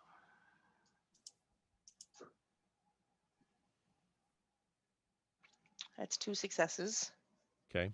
Which does succeed at the difficulty. It does. succeed And in difficulty. the ship doesn't help on that, right? It does. It does. Okay. Yeah. The ship helps with most combat rolls. Okay. And Yay. That counts as 2. All right, so Yeah, that's it's always focused. all right, and then we're rolling 8 dice. Oh, wait, We determined, hang on. right? 9 because of the scan. It does count as 2. Yeah. 9 because of the scan. Okay. Mine is 2 because you guys rolled too many last time. Okay. So All right. 7. We're rolling 7 dice. Going once, going twice. Yeah. Yep. That's it. All right. It's just fair to even out the damage from before. So There we go. All right. So I think I'm gonna just go ahead and take my 2 threat for that one because I need that threat. 2, 3 You have 3 successes and an effect. in effect. When you roll using the we've thing, got- it does the math for you. So Yeah, but I don't have the thing on my sheet. oh, you rolled 7d6. It did the math for you. D6s are always the same. I see where you're looking. Never mind. Mhm. All right. We have 5 momentum. Anybody complain if I spend that to try and get a better? Do it. Because that is a Oh. crap-tastic roll. We get the bonus momentum first. So use one of those. The 2 from versatility is that you get first. Right. All right. Well, let's use one of those then. Yep. Yep. Roll, damn it. There you go. 7 and 2 effects. Much Better. better. We'll take that. And then 2d20 for the effects. Is that what we're doing? No, effects No. don't do. Really, effects don't do anything for you at the moment. You can Where just- allow- where were we rolling d20s? I was getting very was earlier. confused. That was It'll- earlier. Okay, that is not a thing I So- need to worry about now. The basic breakdown Alright. is you roll 2d20s or however many d20s you roll to make the attack. Once the attack is successfully Right, got made, that. then you roll d6s. You don't roll d20s after that. No, we rolled d20s for some sort of something on a chart. Oh yeah, yeah. Breaches. That's for Breaches. Yes. Okay. Thank you. Which we'll get to that in a second. All We right. already- We already have piercing 2. So got resistance piercing goes down. We'll spend another momentum to decrease the resistance by another 2. Okay. Then we'll spend the rest of the momentum from the overage of the roll to do an extra 2 damage. So that's 9 damage with for The rest of the momentum where? I spent 1. We had 2 momentum. You got 2 momentum for versatility Right. because you succeeded. That's 2 Right. bonus momentum, and you got 2 momentum for the ship rolling under its focus, and then you got 2 Okay. successes from your roll. So Brian's right. Just All right. Okay. so you've got 2 momentum. That adds 2 damage. That is 7, 8, 9. Okay. piercing resistance is 4. reduced Piercing by 2. 4. Yep. It has a resistance of 1 remaining. Yeah. So you did 8 damage, Okay. and that's unless you have anything else. That's where we're at. 8 damage. No. Is that enough to reduce its shields to 0? I have to look. Hang on. Okay. This is where That things is get exactly enough to reduce its damage to 0, which Perfect. counts as a Yay. which counts as a second breach. So you now have 2 breaches as well. So now roll 2d20. All right.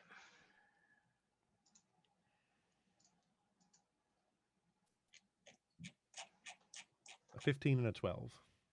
15 and a 12.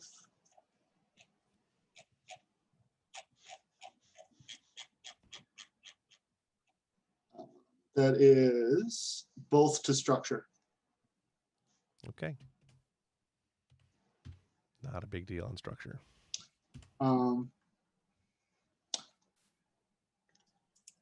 So now, with that in mind, you have 5 momentum. Hmm. And it is my Actually- turn unless you do something to. Actually, it is a big deal on structure, because structure has its own thing. It does. If the ship's structure suffers any breaches, roll a challenge die. If an effect is rolled, a random main or supporting character suffers a lethal injury. Yeah, that's I mean, if you don't want yeah, that's fine. I don't want that used against us. Right? Oh no, well it will be, but I mean, I'm trying to decide. There's only 2 main characters on that ship, so Sure. I'm just saying, could have been important. yeah. But no effect was rolled, so no, doesn't do anything. So the plan was to spend momentum to keep the initiative, right? Yes. And transport the away team. Yes. And so the core rulebook does not have rules for boarding, but the Klingon book does. I already posted them. Yeah. Would you mind if I use those rules? Where do they post them at? I posted them in Discord. They were the first thing I posted tonight. It's not incredibly readable. Let me copy this and I'll post it There again. it is. There, that's a bit more readable.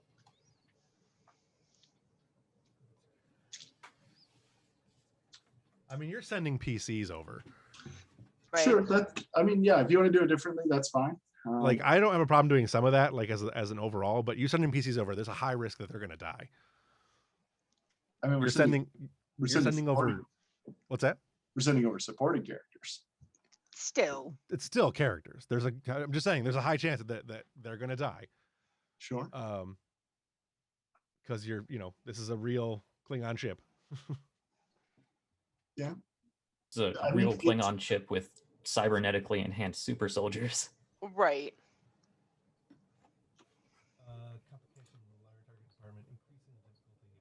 I mean, I think we should still do it. If y'all disagree, Ambrose is not here to point out how ridiculously dangerous this is. Basically, I would allow you to make the roll, but we're going to have to play some things out to see what actually ends up happening. Like as far as who survives and who doesn't. okay.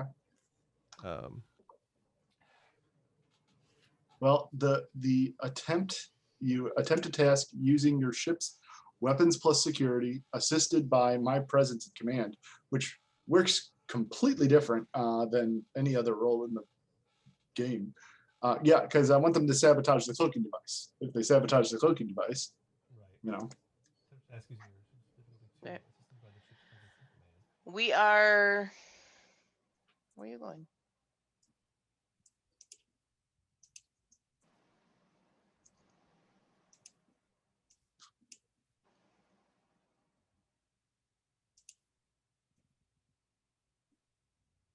it's not resist. That should be a resisted action. It is. It's opposed by the enemy ship's structure plus security. I don't see that. Oh, enemy boarding. Okay, I see it. Yeah. Wait a minute. No, I don't. Where's it at? I can't. I'm having a hard time reading it because my eyes are no good. My eyes are trash. I mean, if you open original, it'll open it as bigger if you're looking at Discord. Choose a system on a ship that has a boarding party on board. Attempt a task using your ship's weapons plus security assisted by your presence plus command opposed by the enemy ship's structure plus security. If successful, you inflict a Gotcha. breach to the target Gotcha. system. Structure So- plus security. Got it. I gotcha. Yeah. So, I mean, it doesn't say you can use it on the cloaking device because the cloaking device is a talent, not technically a system. So, Sure, but it's fine. Yeah. I get what you're going for, and thematically, I don't have a problem with that. Okay. So, All right, go ahead and make your roll if you want to do it. all right. We are taking phaser rifles. Okay, so I gain a threat, Yep. which I'm and we probably feed going you to, that which I'm threat. probably going to use to get batleths and 2 for the those- ship. those other That things. is 3 successes. My command to assist is another success. I'm going to spend one of those. I should have added die. Oh well. Let's see. Structure and security. So that's a 12. No, wait, 8, 9, 10, 12. 13. It's a 13. So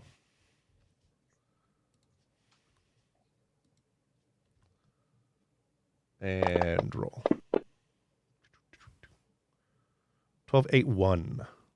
So that is 4 successes. Balls. All right. You beam over. We'll get to that in a second. Tong, you do, as you recall, have an advantage to beam them the shit out. If it comes to that. Mm-hmm. All right. So try to figure out how I want to do this because the ship should get a combat round and then we should go into actual combat. Oh, slow. So first things first, the ship is going to the Klingons are going to cloak and begin moving off. That is their ship action. They will go to warp in their next action, which they can't do this turn, but they can do next turn. With that in mind, let's go ahead and do Mills and Company. Yep. Koba and Mills and a bunch of NPCs who are probably all going to get murdered. Probably. Let's see. I have a Klingon room here. Let's do Klingon Catwalk B. Why not? Let's do Catwalk B. You're fighting in this little area here. Okay. And this is not at all just I didn't scale it properly. So there you go.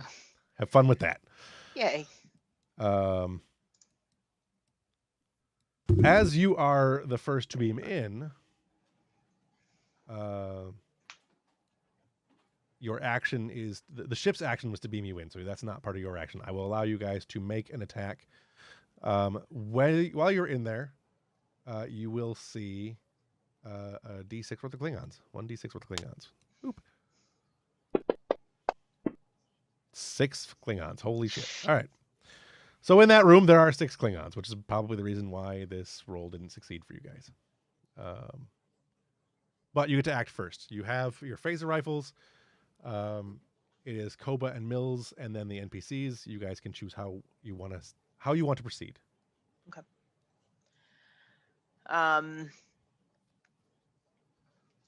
Order them to fire on the Klingons. Okay. I mean, which one he wants? Basically, you get to fire. Which one he wants to fire first? Oh, gotcha. Who wants to make the fateful roll? Is what I'm saying. Well, let Koba do it. Koba. I'm gonna hold back for a minute. I want to see Koba go raring forward, like, Oh. fuck, screw this phaser, and pulls out a knife and goes and murders. God. I'll spend Oh, no. momentum. Momentum is spent.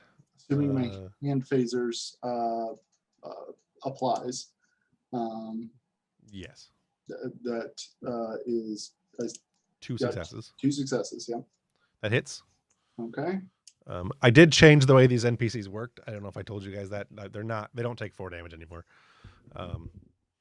So they're just 2. Cool beans. But I did add some other things to them. So Awesome. The damage on let's see, it's his phaser D4. Whoop. It's 4 dice plus his security, which is I'm guessing 5, so 9 dice.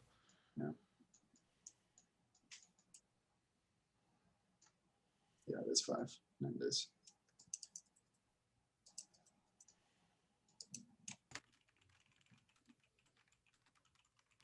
Nine D6 is, let's see, I got 1, 2, 3, 4, 5, 6, 7, 8, 9, and 2 effects. So 9 damage and 2 effects. You didn't specify you were doing charge or anything like that, so I did not. I don't have the weapon in front of me because I don't have the. I need to get the screen down here when I'm doing this game. Where's my Klingons at? 9 damage to the Klingon minus his resistance is still an injury. I am going to use the threat to automatically avoid the injury. Still, yeah. So that's the, yeah. Anyway, so he avoids the injury. He gets a blast next to him. It You hit the wall next to him, and like a shower of sparks as the council explodes and burns his face. So he's got the complication of plasma burns.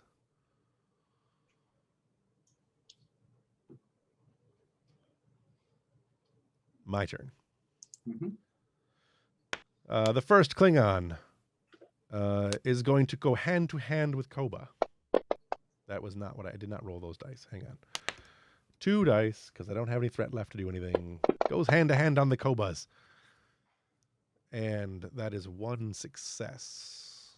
You can, in hand to hand, you can counter.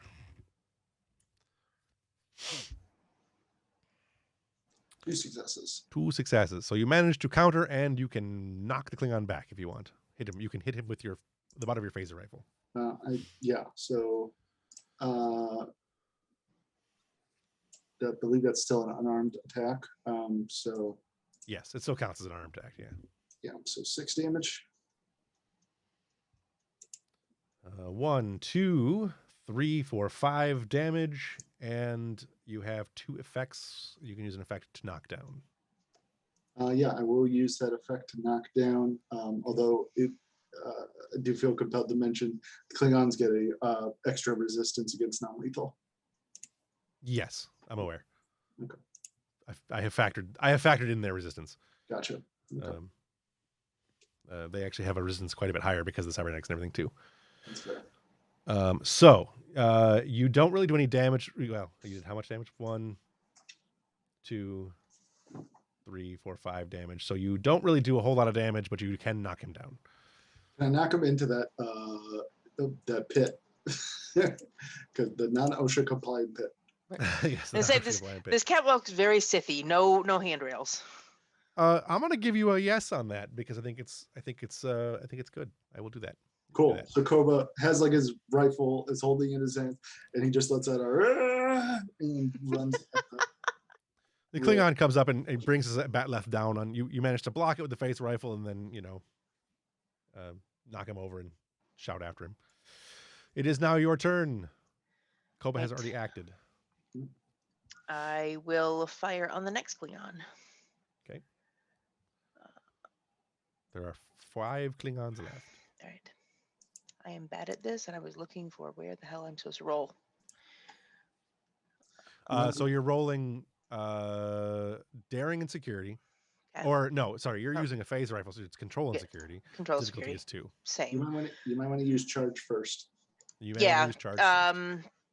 You can switch. I was actually going to do aim. Oh, okay. You can do aim as well. So, or not as well, but you can do aim. Yes. Right. Instead. Yes. Where is charge? Oh, there it is. Charge is probably the better option. We'll do that vicious is very Yeah. nice. All right. I need like 4 more monitors. Mhm. God damn. All right. The Control other one that would be security. good to have is intense. Intense is pretty good. Control and security, difficulty 2.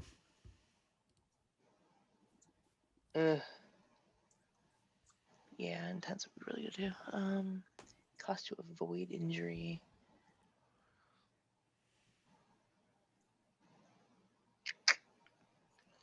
Actually, yeah, let's do that. Let's do intense instead. Okay. He's got no threat, so he wouldn't be able to buy it. Yep. I did give them a talent that was supposed to be they can do 1 avoid injury for free, but then I spent the momentum to do it last time, so I forgot. So I will do it this time, which means he won't be able to do it. Okay. I can't do it. Basically, if you do intense, I can't avoid the injury for that character. For that. Okay. And I am fine with the plasma, the rifle. And that's only 1. 1 success. That is a failure. Yep. So you shoot, and you just barely miss the Klingon as he kind of dodges out of the way. He then pulls out his. I've already spent the threat for Batleth, so he just charges you with a Batleth. Okay. Which is an opposed hand-to-hand combat roll. Your daring and security versus his daring and security. Or if you want to just dodge and not fight back, it's daring and fitness. Oh no, we will fight back. Which changes the difficulty. to whatever your difficulty is. Okay. So my daring and security is still a 14, and my hand-to-hand will count for this. Yes, they also have hand-to-hand.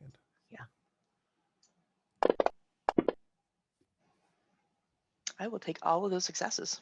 I got the same number of successes. Rude. 4 and 4. So, on that note, they hit because they're the attacker. So Yep. they do not get any momentum though. So it is just damage, and the damage they do is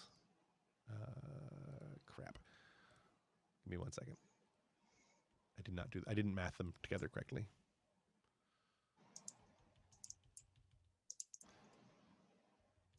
Where are you, Klingon? Oh, there you are. Come back, Klingon.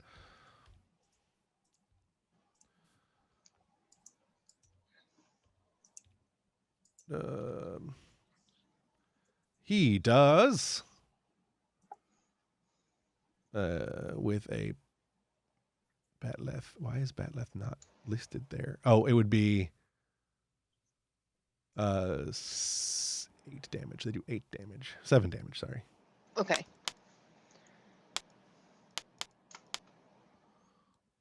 And I just 7. take that as straight damage. That does not. No. there's I nothing roll. that- I roll. Okay. I roll 7 damage, and then I have Got vicious. you. So sorry. You That's roll 7 dice to 7 determine how dice. much Right. damage you do. yes. 1, 2, 3, plus vicious of 2, so 5. Okay.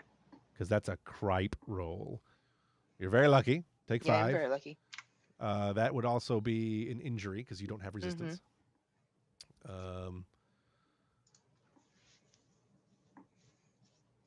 I don't think Batleths do anything special with damage. It just costs. They just do more damage, and they have escalation, which I spent the thing for already. I don't think they like do bone crushing injuries or do double your breaches or anything like that stuff. So you are at 1 injury. You can either attempt to Okay. avoid the injury, spending the momentum you have, or you are done for the round. Done without spending momentum. Without spending determination. Using the momentum. Yeah, we're using the momentum. Okay. And it is 2 momentum to decide to avoid injury, I believe. Correct? Yeah. Yes, 2 to avoid injury. So he comes down. He brings down his Batleth, and I can choose a complication. Let's see what I want with that complication. As you go to block with the phaser rifle, the Batleth, and as he does, you can feel the popping in your shoulder, and you it's not broken, but it's definitely like it's probably dislocated. Yeah, it's not doing good. It's not where And it belongs. The phaser rifle is sparking a bit, but it's still functional. Okay. But you now have a complication, which will increase your difficulty for tasks by 1. Okay. Yes. All right. So it is now your turn. You have NPCs who can go, and then my NPCs can go. And since we're going to use Brian's role as a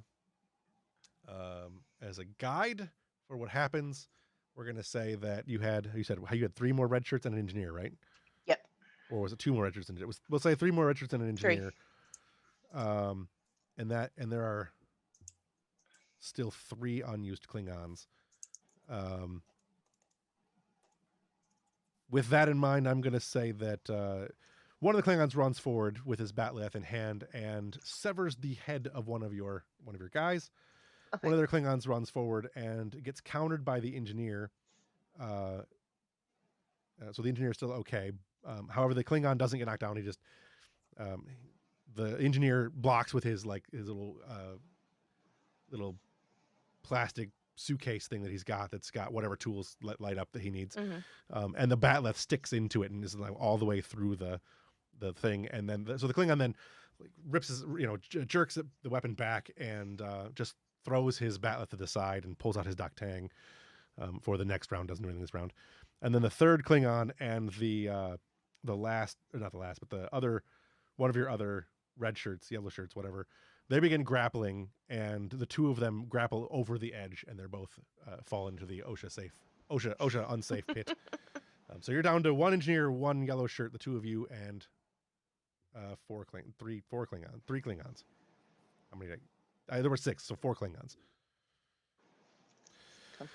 Back to the top of the round, it is your turn. Koba or Mills may go. Go ahead, Koba. I'm good with keeping the initiative. Koba will he'll switch his phaser rifle to heavy and or to vicious, and he'll say,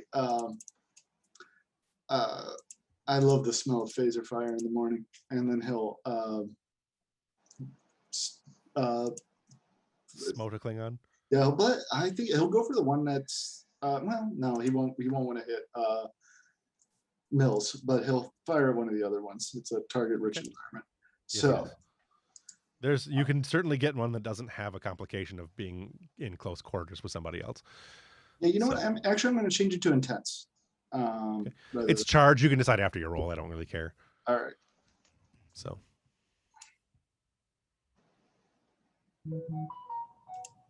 that is 2 successes. why'd you roll twice? Doesn't matter. The 5 is 2 successes, so that counts to hit. So 9.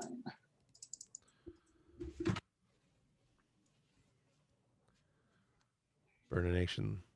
That is 1, 2, 3, 4, 5, 6, 7, 8, 9, 10 damage. That's a shitload of damage. Well done.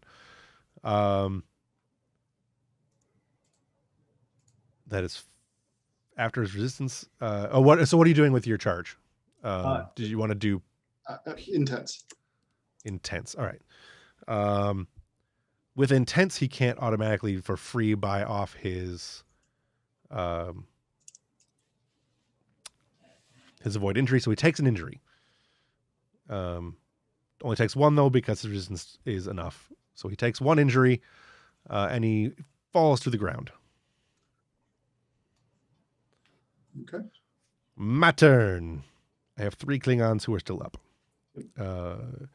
One of my Klingons is going to turn and he's going to attack Koba again. And this time I will. It's batleths. We're just doing all batleths. It's going to be gruesome.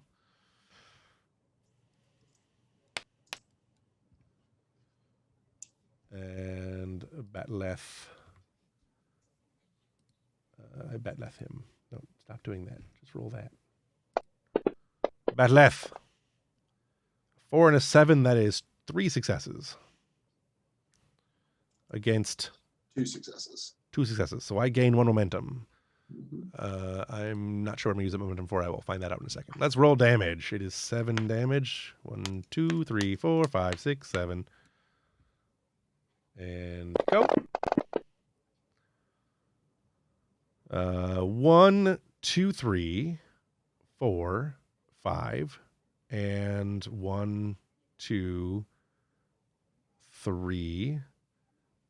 Effects the batleth. I had it here a second ago. Where did it go? The batleth is vicious of 1, so that is 8 damage. Is that what I said? 1, 2, 3, 4, 5, 6, 7, 8 damage. Yes. So 8 damage, and I'm going to use my 1 momentum that I have to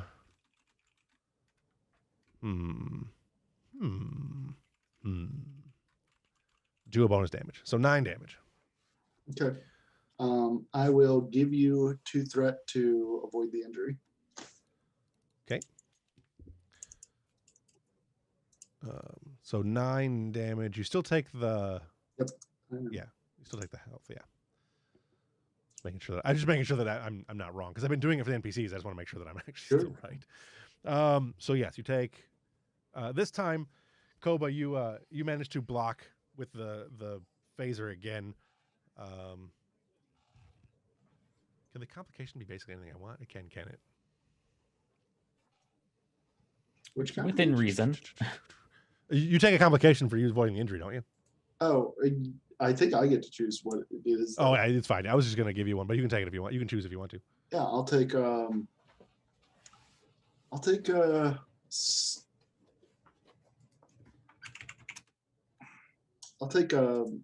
gut slashed.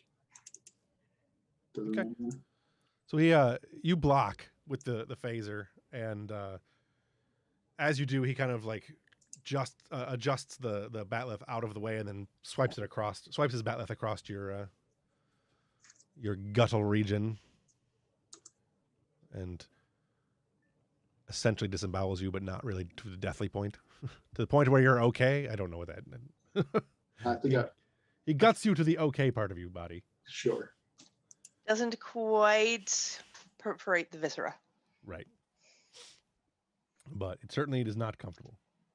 It's All right. comfortable. It's not comfortable. It hurts a lot. That's 2 rounds. Oh, wait, no. Mill still gets to go, right? So that goes back to you guys. All right. Mills to Tong, get us out of here. Okay. All right. Your difficulty is going to be... I'm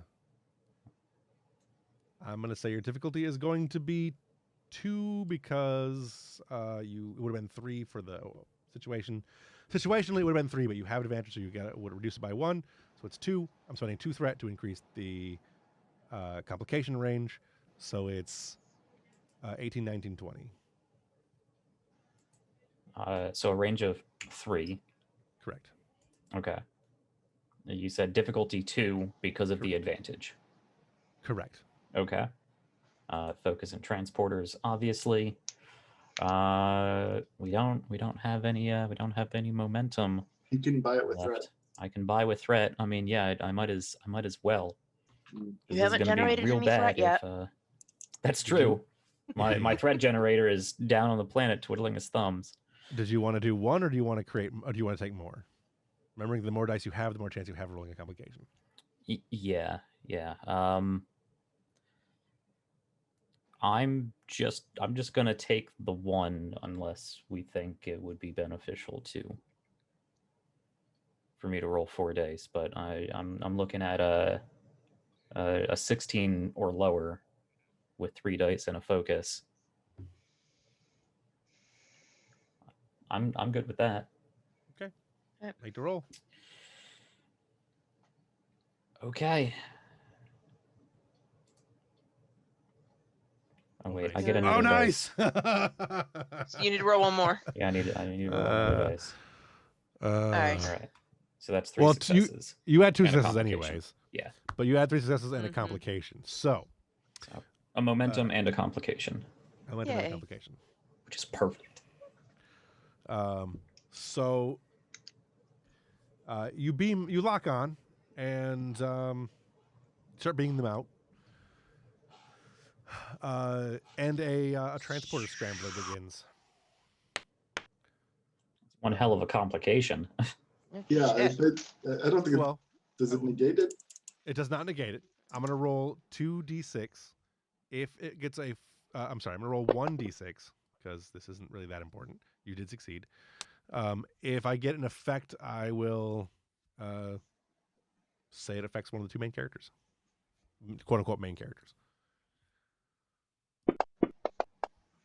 It did not. So, as you're beaming them out, you start losing Koba, but Tong, in his infinite abilities, does some power transfer and managed to get Koba back just in the nick of time. And you have everyone back. Medical team to transporter Patsy, please, immediately injured, please. The medical team acknowledges and is on our way.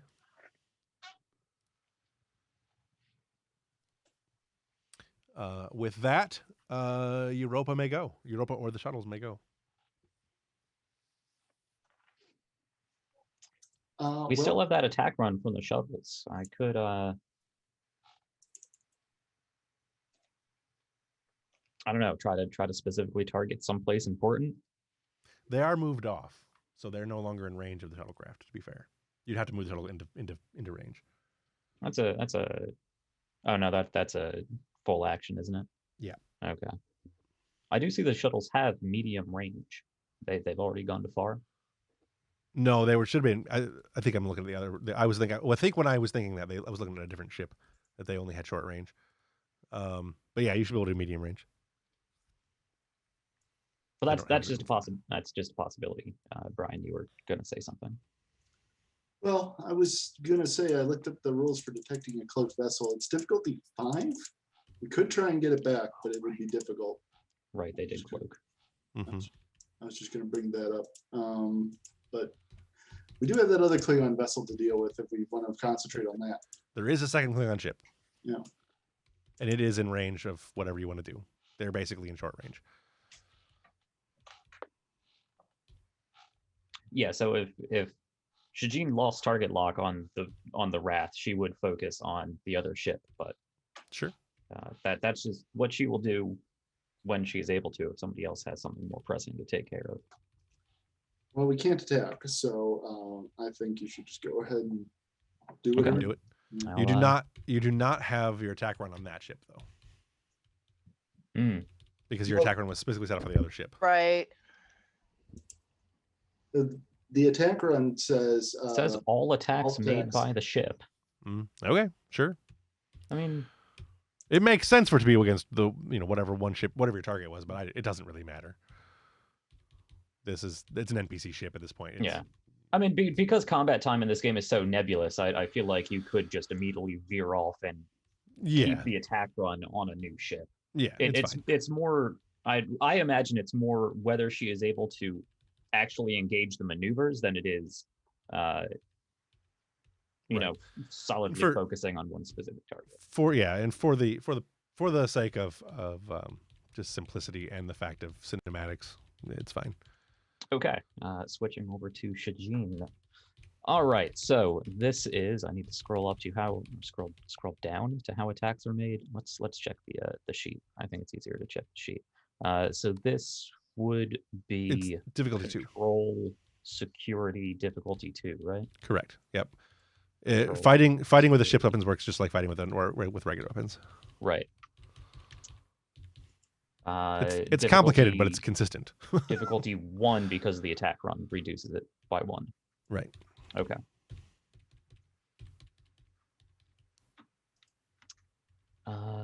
She doesn't have any fancy abilities because she's still just a secondary character.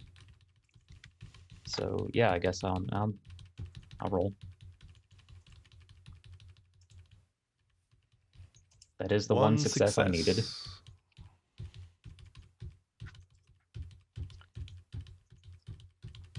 So that is 7 die because I still have 3 ships, right?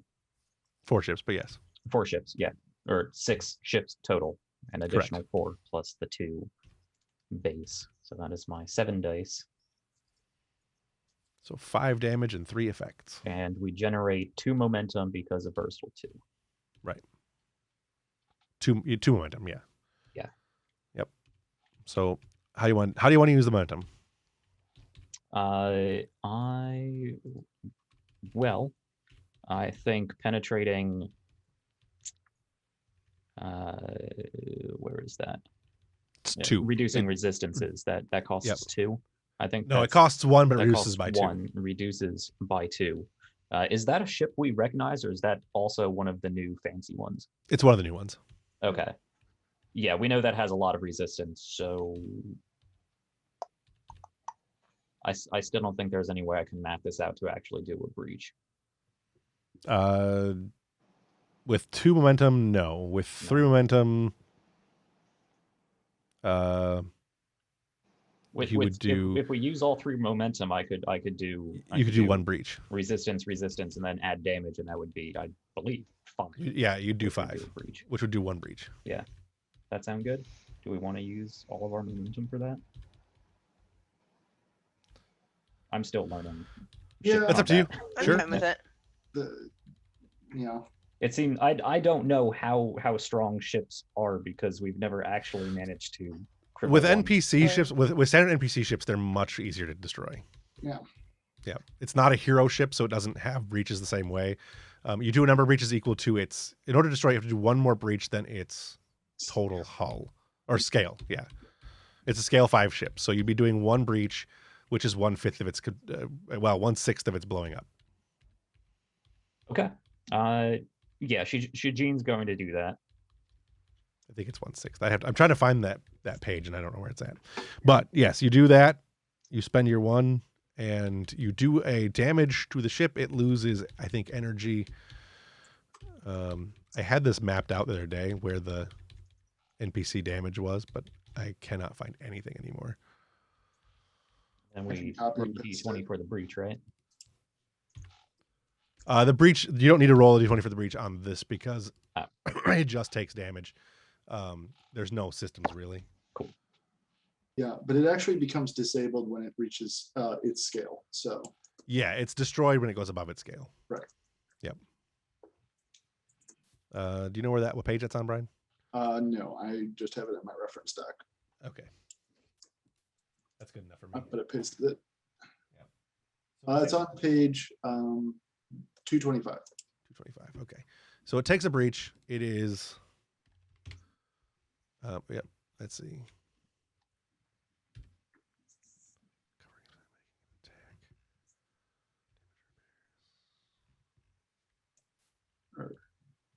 It's 225 of the Klingon book. No, well, no, but I was wrong. I was wrong anyway. Okay. It's the damage is on page 230. 230. It just Yeah, there. I got it. So an impact, the ship takes an impact whenever the ship suffers 1 or more breaches, which it has now 1. It loses a single turn during its next round.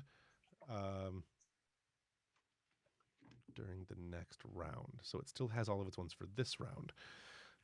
This is not cumulative. It also loses 2 power. So it doesn't lose multiple. It just loses 1 next round. That's weird. It should lose the next action, but whatever. So with that in mind, you have hit it. It starts smoking a little bit out of one of the sections. It will return fire on the fighters because that's who it was attacking before. Okay. I'm going to go ahead and spend a third. So go ahead and spend my threat to use my 3rd die. Fuck your Get a threat fighters. from. Complication. Okay. And it was my last one. So that is 2. That is 1, 2. 2 because they don't have any stuff. So that is 2 successes to hit. I hit 2, 3, 4, 5, 6, 7. I have no threat to do anything else. That is 1, 2, 3, 4, 5, 6, 7, 8, 9, 10, 11 total, including all the vicious. Well, we have 7 shields. You have 7 shields. It would cause breaches. 11 minus 7, it would cause 1 breach, right? I'm trying to find. Let me find the fighter real quick. I want to make sure I do all the math right here. It's the first one up in Discord. If you're looking for a page, it's on page 71 of command. No, we're using the one on the main book for the moment, because that's the one we started with, The Maquis. and it's actually more powerful. So Oh, is it? I think it's more powerful than the one in the fighter in the book. Because as I recall, I'd have to look, but one of them was really kind of weak, and one of them was not. I think it's the Maquis fighter that's weak. It might be. Yeah. But it's the one we started with. It's one we're using. Alright. Scale of 1, resistance of 1, so it does 10 damage, which is 2 breaches minus that. So you're basically getting 3 breaches here. Shields don't right. Shields don't negate. It's only resistance that okay. Right. Well, I can avoid a breach. Let's see. Avoid the breach, cost 2 momentum to do so. Remember that immediate momentum can be paid for, but represents another member. Avoiding a breach does not prevent damage to collective shields and suffer, blah, blah, blah. You can only avoid a breach for once for each fighter in the flight. Each avoid the breach is used, damage fighter removed. Yeah, basically you would just suffer. You would avoid the breach so you wouldn't die, but it would blow up some of the other fighters. That's basically how that works out. That's how that is intended to work out. Yeah. So I guess take 2 threat because I don't want Shijin blown up. Right. And then you would lose 2 fighters. So Each fighter that suffers 2 or more breaches as a result of avoid the breach is destroyed. So one takes 2 So- breaches and the other takes 1. So we lose 1 fighter and another one is well, no, you would just rendered lose one. disabled. You would only lose 1 fighter in this case. Yeah, gotcha. So because you avoided one of the breaches, so you would lose 1 fighter in this case. Yep. So you'd lose 1. Okay.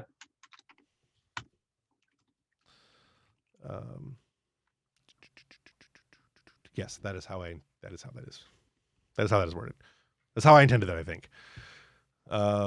So with that, it is now your guys' turn. If you want to do anything else. I think we need to turn our attention to the NPC ship. I'll order come about.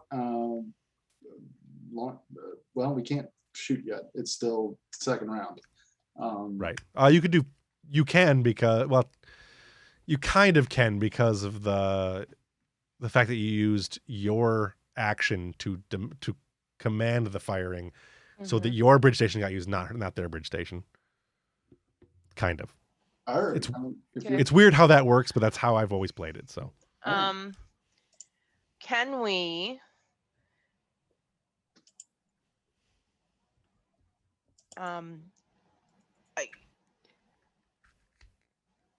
I don't know if we can do this mechanically. What I envision in my head is we get the boarding team gets beaten back aboard. Mills is holding pressure on Koba until med team arrives, and then she shakes off med team and goes to the bridge. Sure. And she'll boot the person on the security station off. Yeah, And it resume would basically just use your minor action to get to the bridge. Okay. That's technically all a minor action. So Okay. Cool. Yep. We will do that, and Mills will take the shot.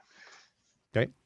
You come in, you see you see Hage and whatnot going on. What's going on the bridge? You take a quick look at the sensors there, and Hage tells you to come about. Okay. Now we can use her tactical systems. Yes. Also, you get a Bonus. terrible roll. Yeah, I mean, a success. It takes Not 2 to hit. terrible. So. Well. no dice. No dice. No dice. Comes back to the Klingon ship. The Klingon ship is going to. Does the ship assist in shooting? Oh yeah, it does. You're right. It does. Come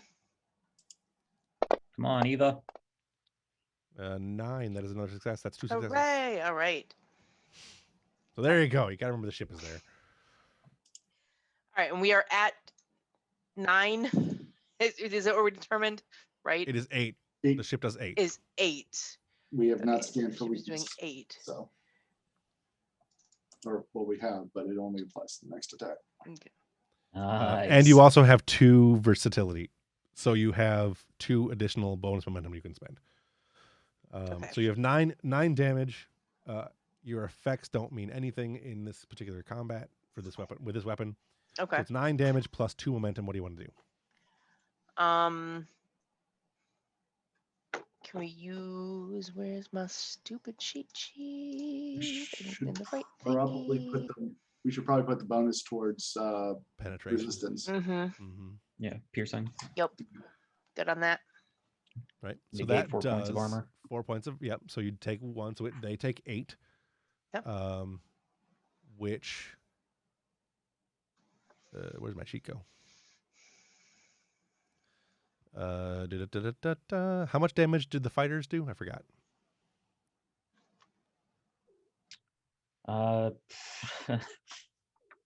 It was more than 8, right?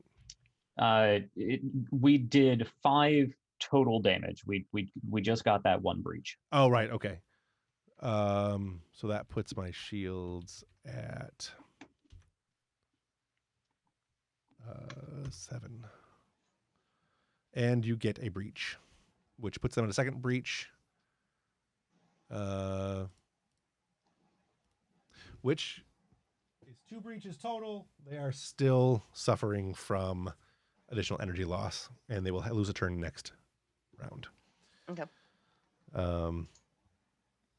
Back to them. They are beginning to move off, and they are cloaking. So they are moving into medium range and cloaking.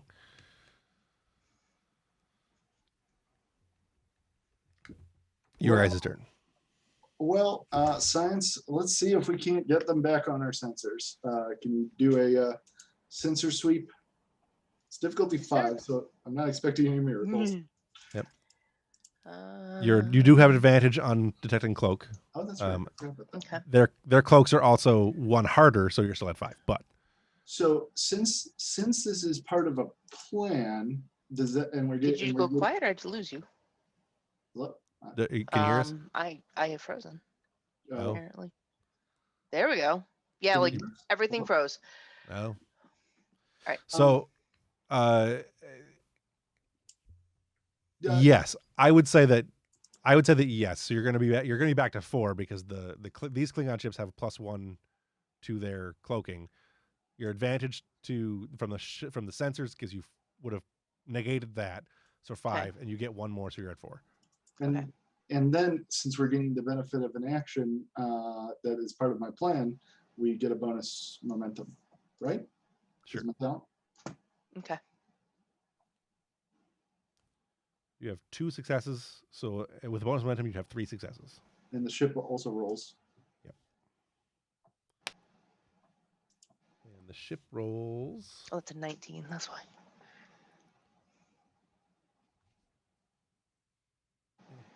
Roll. My computer's freezing up too. That counts as 1 success. So you have Right. 4 successes. So Can I use... manage to reestablish a lock. Okay. Cool. It is now my turn. Which one did we detect? I assumed you were still going after well, you would only be able to detect the other one because the Yeah. you would only detect the NPC one because the other ship would have been continuing to move out of range. Yeah, cloaked and move on. So we established. You said reestablished a lock. So we got them back in the tractor, or we No, reestablished. You can make an attack on them next round. Because you guys don't have any more attacks this round. Right. Okay. The other ship is gone to warp. So that was my action for that one, and I believe that's it for this round. The new round begins, and you guys can act. Okay. And the Klingon ship the NPC Klingon ship is now suffering power loss, and so it would lose it would lose 4 power, and it would lose 1 task this turn. 1 out of its 5. I would like to fire on them, sir, with your permission. Lieutenant Mills, if you don't disable that ship, I am going to. If you don't disable that ship, I am going. Lieutenant Mills, if you disable that ship, I'm going to throw so many metals at you that you won't be able to walk. Yeah. 2. It's only 2. No, the ship assists. It's true. Also, 2 is all you needed. Yeah, that's right. My brain is stuck in the last one. But let's see if we can get some momentum. That is a 3rd. 30. Wait, is that a 3rd? What is Europa's stats here? Hopefully higher than a 10. It's weapons and security. Yeah, you're at 12. So okay. 6, and the effects don't matter. So 6 damage, and you have 3 total momentum you want to spend. Let's go back to piercing, which takes 2 of them. Is that right? Or were we spending both them piercing last time? Is that how we're doing things? It's 1 momentum per 2 resistance drop, so you need to spend 2 to drop 4 to get them to 1 resistance, which would deal 5 damage and cause a breach. Okay. So we'll do that, and then that leaves us with another momentum. as well, correct? You'd have 1 momentum left, yes, Mm, which you can use for damage if you want. Let's do Although, that. Um, 1 extra damage against the shields. yeah, it won't make much difference because I think their shields are already down. Oh. You could gain an additional minor action if there's anything there you want to do. Not really. Yeah, No, just not save the particularly. momentum. Yeah. All right. Yeah, just save them. So bank the one. Oh wait, no, they're sorry, their shields are not down. What? You took the breaches. You did enough damage that you went past the breaches. I have them still having at 7 because you did a shitload of breaches last time because of or you did one. I did a shitload of breaches. I did a shitload of breaches to the fighters. Yes. You guys did. You brought their shields down to 7. Okay. But you did a breach because of getting enough damage. So this would put their damage. If you do the additional damage, you bring their shields down to 1. Okay. And you still do 1 breach. I'm good with that. That breach puts them at disabled, I think. No, damaged. So Mm-hmm. they're at damaged. The total number of breaches an NPC ship suffers increases difficulty. Half its scale increases difficulty of all things. Basically, it's just increased its difficulty to do everything by 2. Okay. Which sucks for it. But yes, you can now see like smoke trailing out of the back of it. It's not good for them.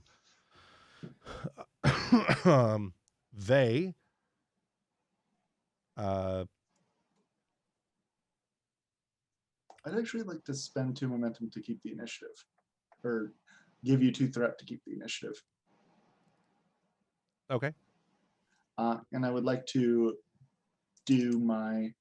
I would like to direct Mills to engage the tractor beam.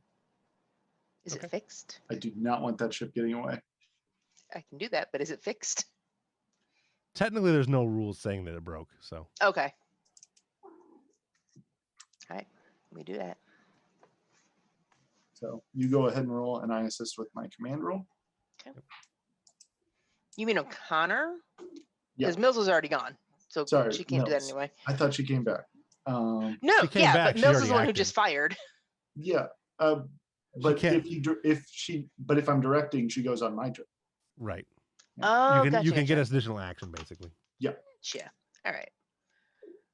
And is that also a It's- control security Yes. role? Yes. Okay.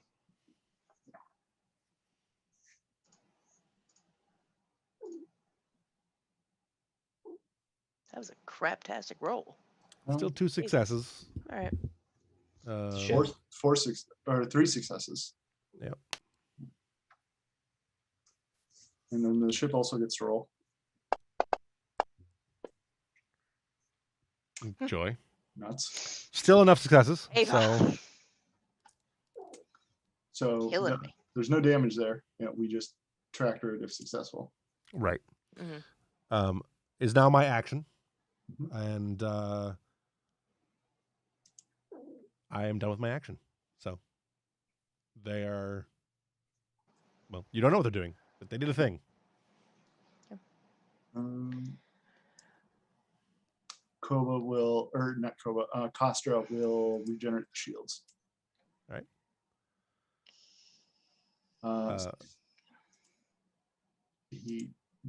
The ship also assists, but he got at least 2, so the ship will generate 3. Yeah, 3 regenerates 3 shields. So you're at full shields. Yeah. All right. My turn again. You begin to note that there is a high energy output coming from the Klingon ship. She's gonna explode. Their engines are they are setting their warp core to intentional breach. Well, I can't direct, but I would like to Can- tell. Go ahead. Can Tong beam? Are their shields down? Yes. Can Tong? No, I'm sorry, No. they're not. They still have 1 shield. Why? Damn it. Ah. Never mind. We're gonna beam everybody into the shuttle, into the brig. We have those set up. Mhm. Ironically, we probably could have gotten them if we had fired torpedoes rather than tractors. Oh well. No. Oh, you'd have destroyed them for sure. Almost for sure. All right. You have an action to go. If you want to go, you have an action before that blows up. Evasive action. We do not want to get caught up in that. Yeah, you do not. So that's Silva. Yeah. I don't know what. the Wait, difficulty when would they would also began be to cloak, Jashid. didn't their shields drop, or did they bring them back up? Oh yeah, no, you're right. When they cloak, the shields will be down. Cool. So we can try to beam as many over as possible. Do the thing, Tong. I mean, you're still going to be, if you don't do evasive maneuvers, you're still going to be in their blast radius. Right. Yeah, I would have still ordered Tong to beam out. I would take. Hage would take the hit in order to beam as many Klingons over as possible. Okay. As long as it doesn't outright destroy our ship, but with full shields, hopefully we'll survive this. I think we'll be okay. It's worth the risk. Okay. So Tong's gonna beam some things out. Okay. Give me a roll. Difficulty is 3. I don't still have that advantage, do I? No, I No. think that was just to the next one. Cool. It was Cool. specific to beam your crew out of the other ship is Yeah. what it was Yeah. pretty much for. Control, engineering, focus, difficulty 3. We don't have any momentum. I'm going to increase the complication range by the maximum number that I can, which is 4, right? Or 5. I think 4. It's 4, so it should be You can take it down to 16. 16, yeah. Okay. Well, you should did just generate spend all some of that threat. momentum. I could just give you some more momentum to get another dice. It increases complication range. 16 target 5 or lower is a. You know what? I think I'm just gonna roll this flat and just see if Tong has it.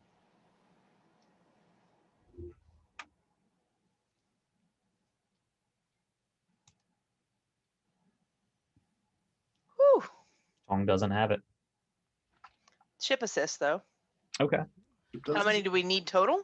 3.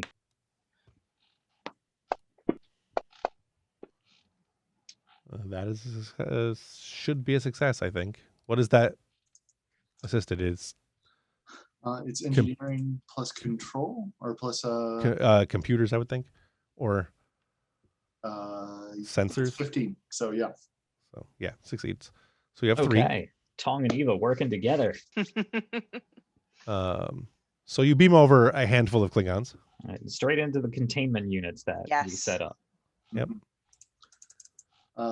By the way, I found the rules for ships exploding. It says it's usually not large enough to cause damage to other ships. However, the game master may spend 2 threat to inflict a number of stress equal to the ship's scale to any within close range. Yes. Which I'm going to do, and I have 2 threat left. So. All right. Lucky us. So you take 5. Can Is a breach. Well, it's decreased by our scale, so It is. Well, it's reduced, yeah, by your resistance, which is 5. Yeah. So we're okay.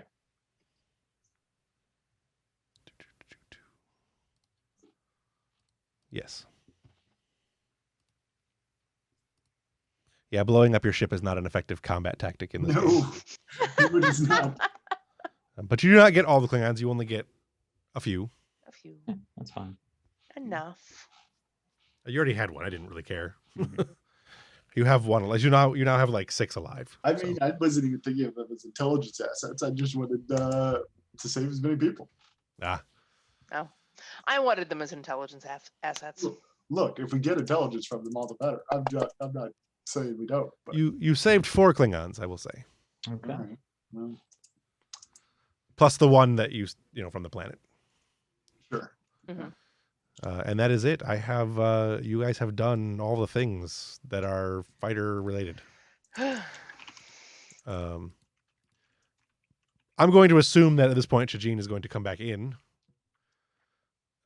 She's off chasing the No, we're just gonna do barrel rolls just for fun. No, we're coming back in. Do a barrel roll. All right. With that, what scene you guys want to do next? You've got Koba and Mills are injured. Mills will now that the smoke is cleared, literally and figuratively, Mills will look at Hage and say, Captain, permission to go to medbay. Permission granted. Go. Thank you, sir. And she'll go get her shit fixed and check in on Koba. Koba's down there and he's talking to one of the NPC nurses or doctors and say, why would you have a massive pit in the middle of your ship? It makes no sense. It's dangerous. Well, hey Mills, how's it going? Well, my guts are where they belong. So, better than you. You got to stop getting cut up when we're on missions together. Look, I make no promises. Did you see that Cleon's face when he went over the side? I did. We almost did it, didn't we? We almost did the thing. I don't think we were even close. I think that was poorly planned and poorly executed, and we were decidedly outmanned. Well, we made it through okay. We did our best.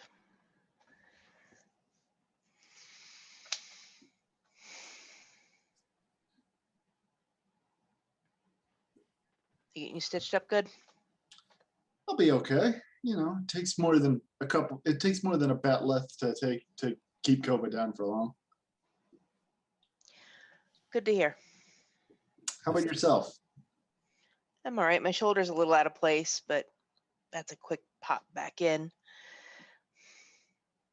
Well, you know what you should do? You should say it's worse than it is. That way you get more time off. I think the last thing I need right now is time off. It's your choice. I'll take the sick days. Well, you can have mine. Don't joke around like that. I'll take them. They're all yours. I've got holodeck programs I gotta get through. I've got some tactical training I need to get through. Oh, you're so boring. Well, boring saves lives. I suppose. It was good to do a mission with you finally. It feels like all we've done is train together. True. Wish the mission had been a little more successful and involved a little fewer beheadings. Yeah, shame about Daniels. Yeah, I gotta go right his family. I'll include something too. They, be sure and you see him like he has to like literally force himself to be his cheerful self, and he says, well, we almost did it. We almost got it. We were this close. I won't argue.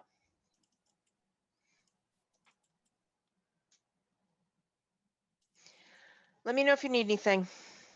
Will do. But go ahead and let the XO know that I'm taking your vacation days.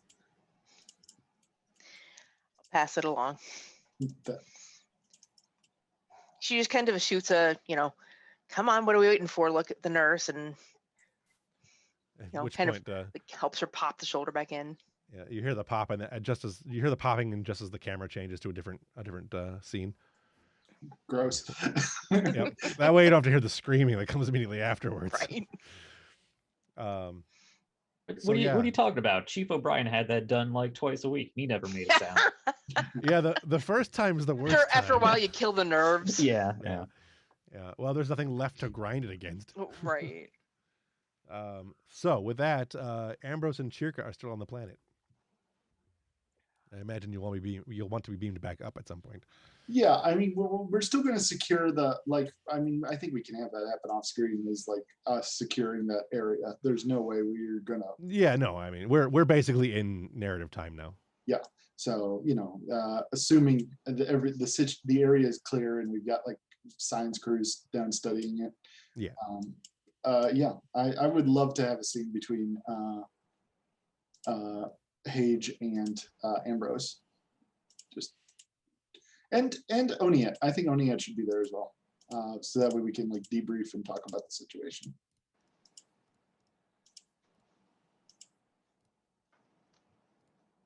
Okay.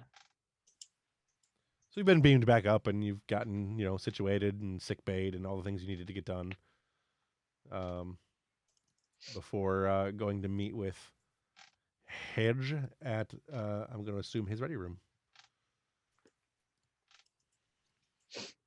No, I think we meet at the command room, the war room, the one I mentioned before. I think that's the more appropriate place for this. Okay. Hage has the like readouts of the Klingon ship. What was it called? The Wrath? Yeah. Yeah, the IKS Wrath. Yeah, he's got the schematics up on the thing, like looking at it, and he's like, I can't believe we let it get away.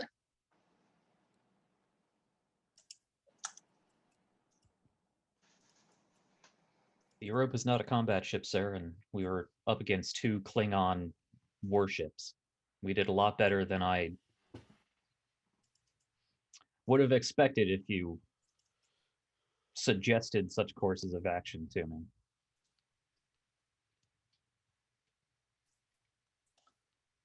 I'm glad it turned out the way it did. We could have lost a lot more. Not to mention, these are not your standard Klingons.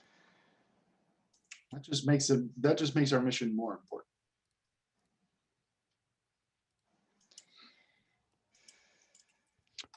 How many security officers died on the ship? Just one. Just one? Okay. No, 2. Two. Yeah. Okay. One got beheaded, one fell down the shaft. Yeah.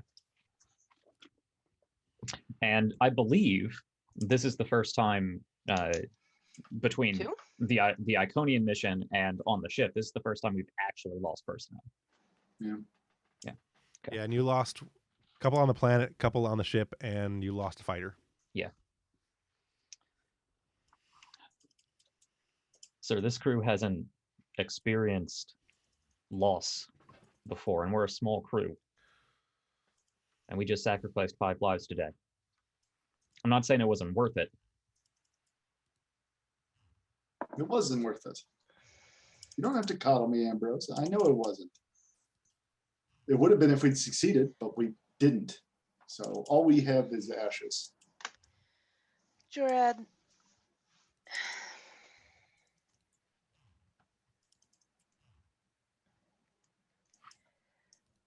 I'm not going to say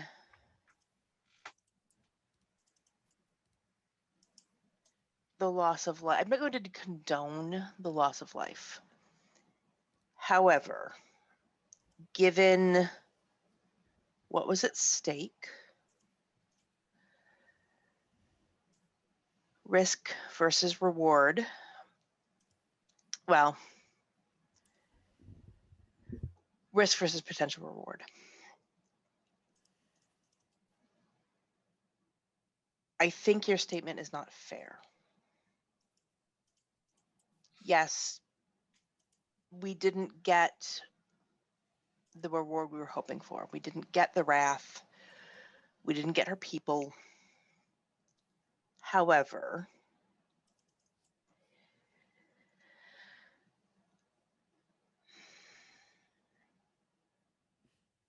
we gained valuable insight into what they're doing. We liberated an incredibly powerful piece of technology, and we captured prisoners. This is And we- war. Casualties are find to out- be expected. Precisely. You're right. This is not necessarily what our crew signed up for. I don't think any of us expected to go into war when we boarded the Europa. However, when you join Starfleet, you do so with the understanding that war is a possibility. It's never any losses are never anything to be taken lightly, but they're a necessary evil or a necessary byproduct.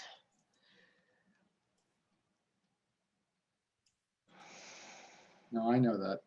My first host, she was willing to throw away lives for whatever the cost. I'm just I trying don't to think you threw away lives. No, I suppose I didn't.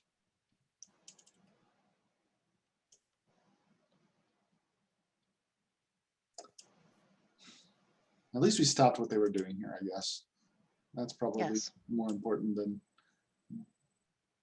getting the people responsible. Although I do want the people responsible. Yeah, Certainly. Ambrose, I'm counting on you for that. We need to find the Wrath, and I will get that done, sir. perfect. Before this war is over, we'll have Marjad. We'll have Marjad in one brig or another. I like the way you think, Ambrose. For the first time, I think for the first time, I think for the first time, I think you and I are thinking on the same page completely.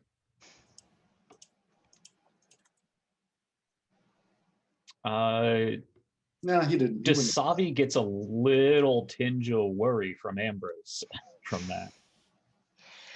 That's not a good thing. Yeah, you get a bit of a she's exuding some concern. A little wry amusement at for the first time we're on the same page, but she is since he made the we have nothing but ashes, she has been very concerned. Perfectly fair.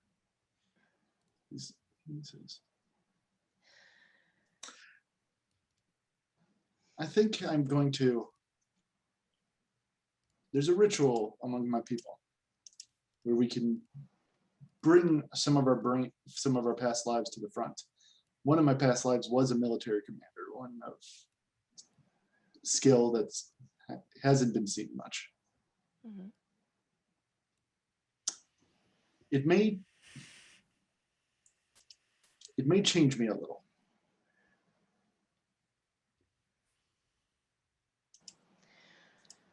But I think it's worth it. I think you are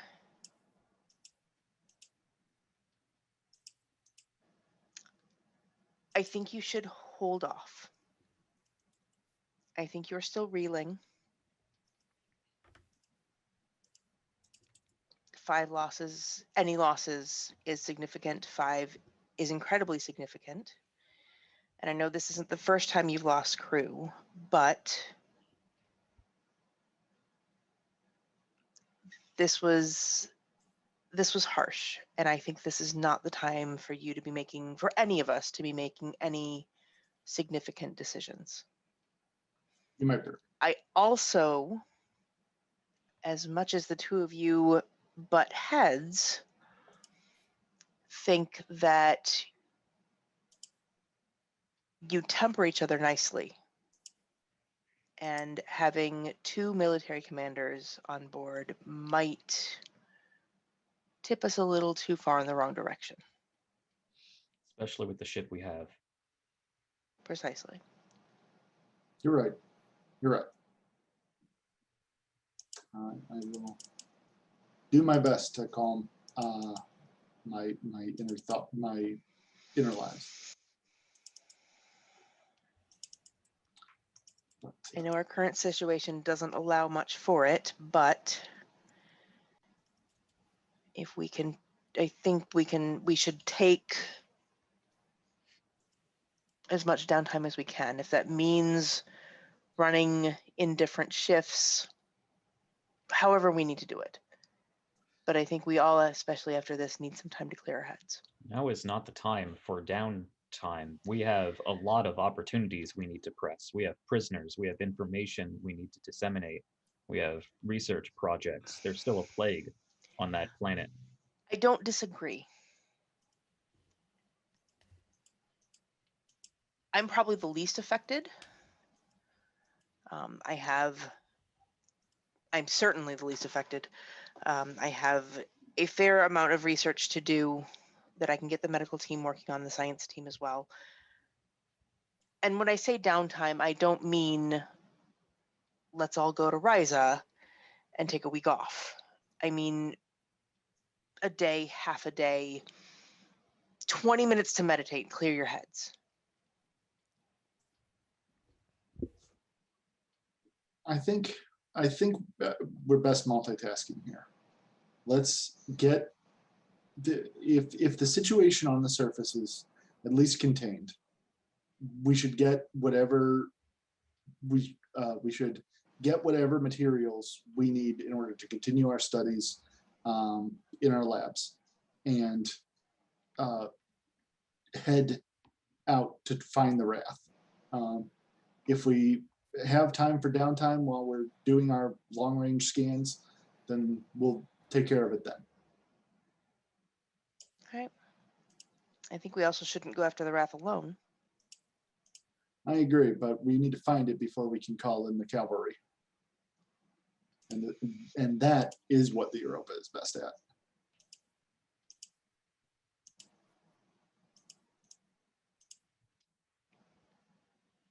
I think that's going to be more difficult than said, but we have a lot of things to take care of while we're trying to track it down. Chirka found a pad down planet side with the name of a doctor. Probably has something to do with the augmentations the Klingons have, if not this plague that has hit this planet. I think that could be key, along with, I assume, your own autopsies and whatnot, Doctor, to actually finding some way to. Yes, I strongly suspect they're one and the same.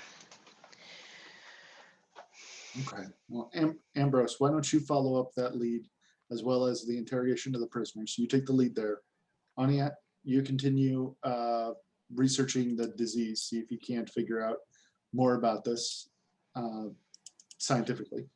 Mm-hmm. And then meanwhile, I will oversee the scans and we'll see if we can catch any whiff of Klingons, any whiff of where the Wrath might have be hiding itself. All right. But you both did excellent today. Ambrose, your capture of the facility was, you faced a shocking number of Klingons, and you managed to get it. You managed to capture it with little effort. I wish I could say I was surprised. Well, I would say I was surprised, but I knew you to be capable. I already knew you were that capable, and I'm just happy to I'm just happy you managed it this time. And Oniat, I could not be more pleased with your performance as the doctor. Nobody would have been able to handle that crisis like you. Don't discredit your own successes in all this as well. I'll try and remember that. I know as the captain, there isn't often anyone to tell you good job, but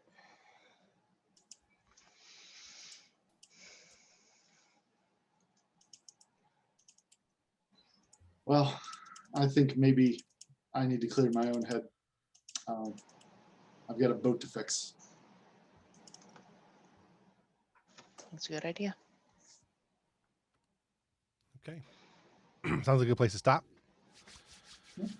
I believe we're going to get another episode out of this. I think we're going to go up because we didn't do some things. So, and those are things we need to do. So we'll do that.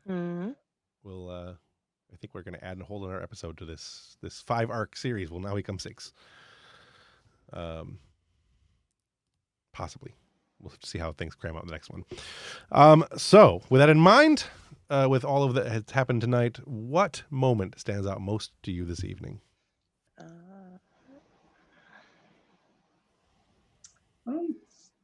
The fighters ended up being more dramatically interesting than I was expecting. So I was happily surprised by the depth it added to the combat. I tried to make the rules as interesting as I could without adding too much of an imbalance. So I think they do a good job. I'm liking them. Yeah. Anybody else have a moment that stands out to them? I think both the Iconian DNA and how very swiftly we were outmatched, or how much we were outmatched with those Klingons. Yeah, I was a little surprised at how trigger happy might not be the appropriate word, but I'm going to use it anyway. Trigger happy Hage was to engage with these ships. Why? Because you usually aren't, especially when facing clearly superior forces. They didn't seem that superior. They really weren't that superior. It really came down to rolls. Oh, okay. Plus- you guys are really pretty closely matched to one of those ships. To two of them, you're not. But with the fighters, the NPC ship, it kind of balances out, because if you got a hero ship and an NPC ship, that feels to me like a good balance against the Europa and the fighters. More than if there were two hero ships, no, you'd been totally outmatched. Yeah. Well, I only have 2 experiences with ship-to-ship combat, and the first one was the Nebula experience, which I did not recognize as superior forces. In fact, that fight seemed a lot more even than this fight. This fight, at least from my perspective, and I know I was primarily audience this entire game, it felt like a much more uphill battle and a much more dangerous situation. But that, like you said, it could have just came down to rolls. Some of that is rolls, some of that is just better dramatic tension in this episode. Yeah. So and we didn't have Hage on weapons, or Ambrose on weapons. Right. Hidden above our weight class. Who do you feel best embodied their character in this session? A lot of combat, so it's hard to say, but I think there was some good flashes of moments in there too. I liked Mills. Sticking to the I'm a hands-on, I'm going to go grab my security team and get moving. I liked Hage. I think there's a lot of insecurity in Hage by the end of the episode, but I'm not sure that isn't a good thing. I liked what it shows the character. I think it shows his thought process fairly well. Yeah. Yeah, I'm trying not to go too Picard/Borg kind of thing, but Sure. No, I like it. I think it feels very natural. I also liked Koba with the like trying to maintain his super positive, unflappable demeanor. cool. I'm glad that came across. What did your character learn today? There was a big piece of information that I'm not sure anybody caught, so we'll see if you guys got that. Go ahead. It's a piece of information that you're not sure anybody caught, huh? I feel like the biggest piece of information we got was there's Iconian DNA floating around here. We found out the captain of the Wrath. Right. Yeah. Her name has come up. Her name has come up before. Guthmara? Yeah. I do not recall that, but I mean that. It is the I same don't recall name. most things, so yeah. It is the same name as what was on Chirka's pad. Oh. The I doctor? think I have it written down. Yes. No, Guthmara, the doctor, is she's the same one as the one that was on the pad. Yep. That is on the pad. Yeah.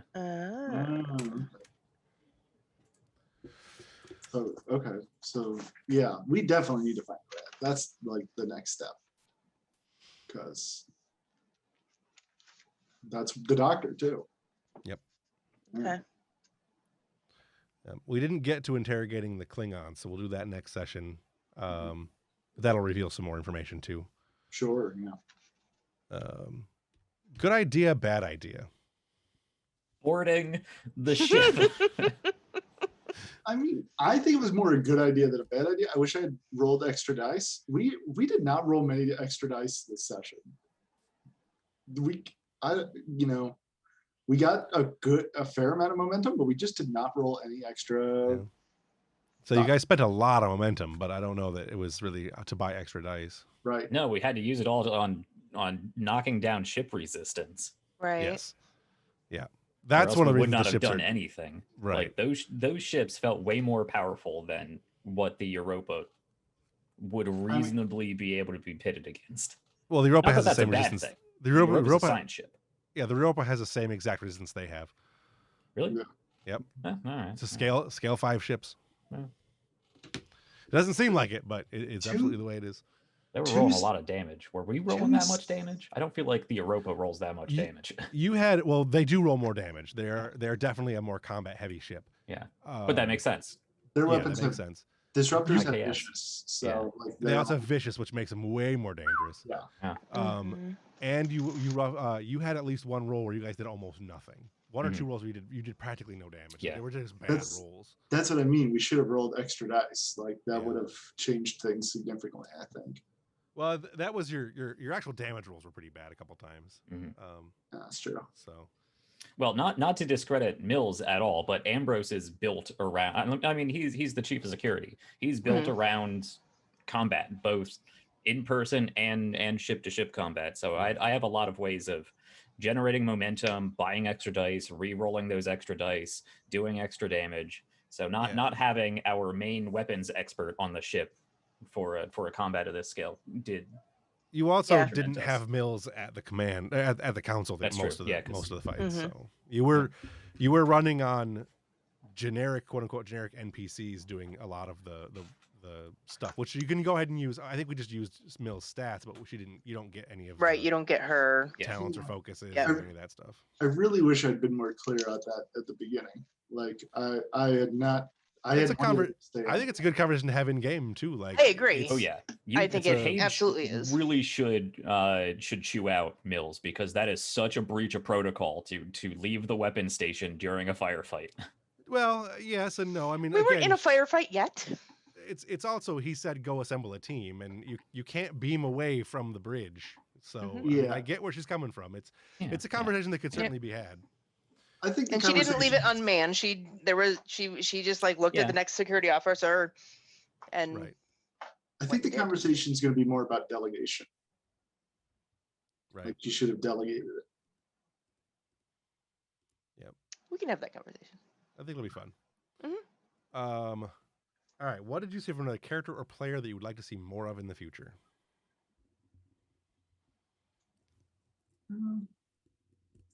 I like the Mills Koba banter. I want to see more of that.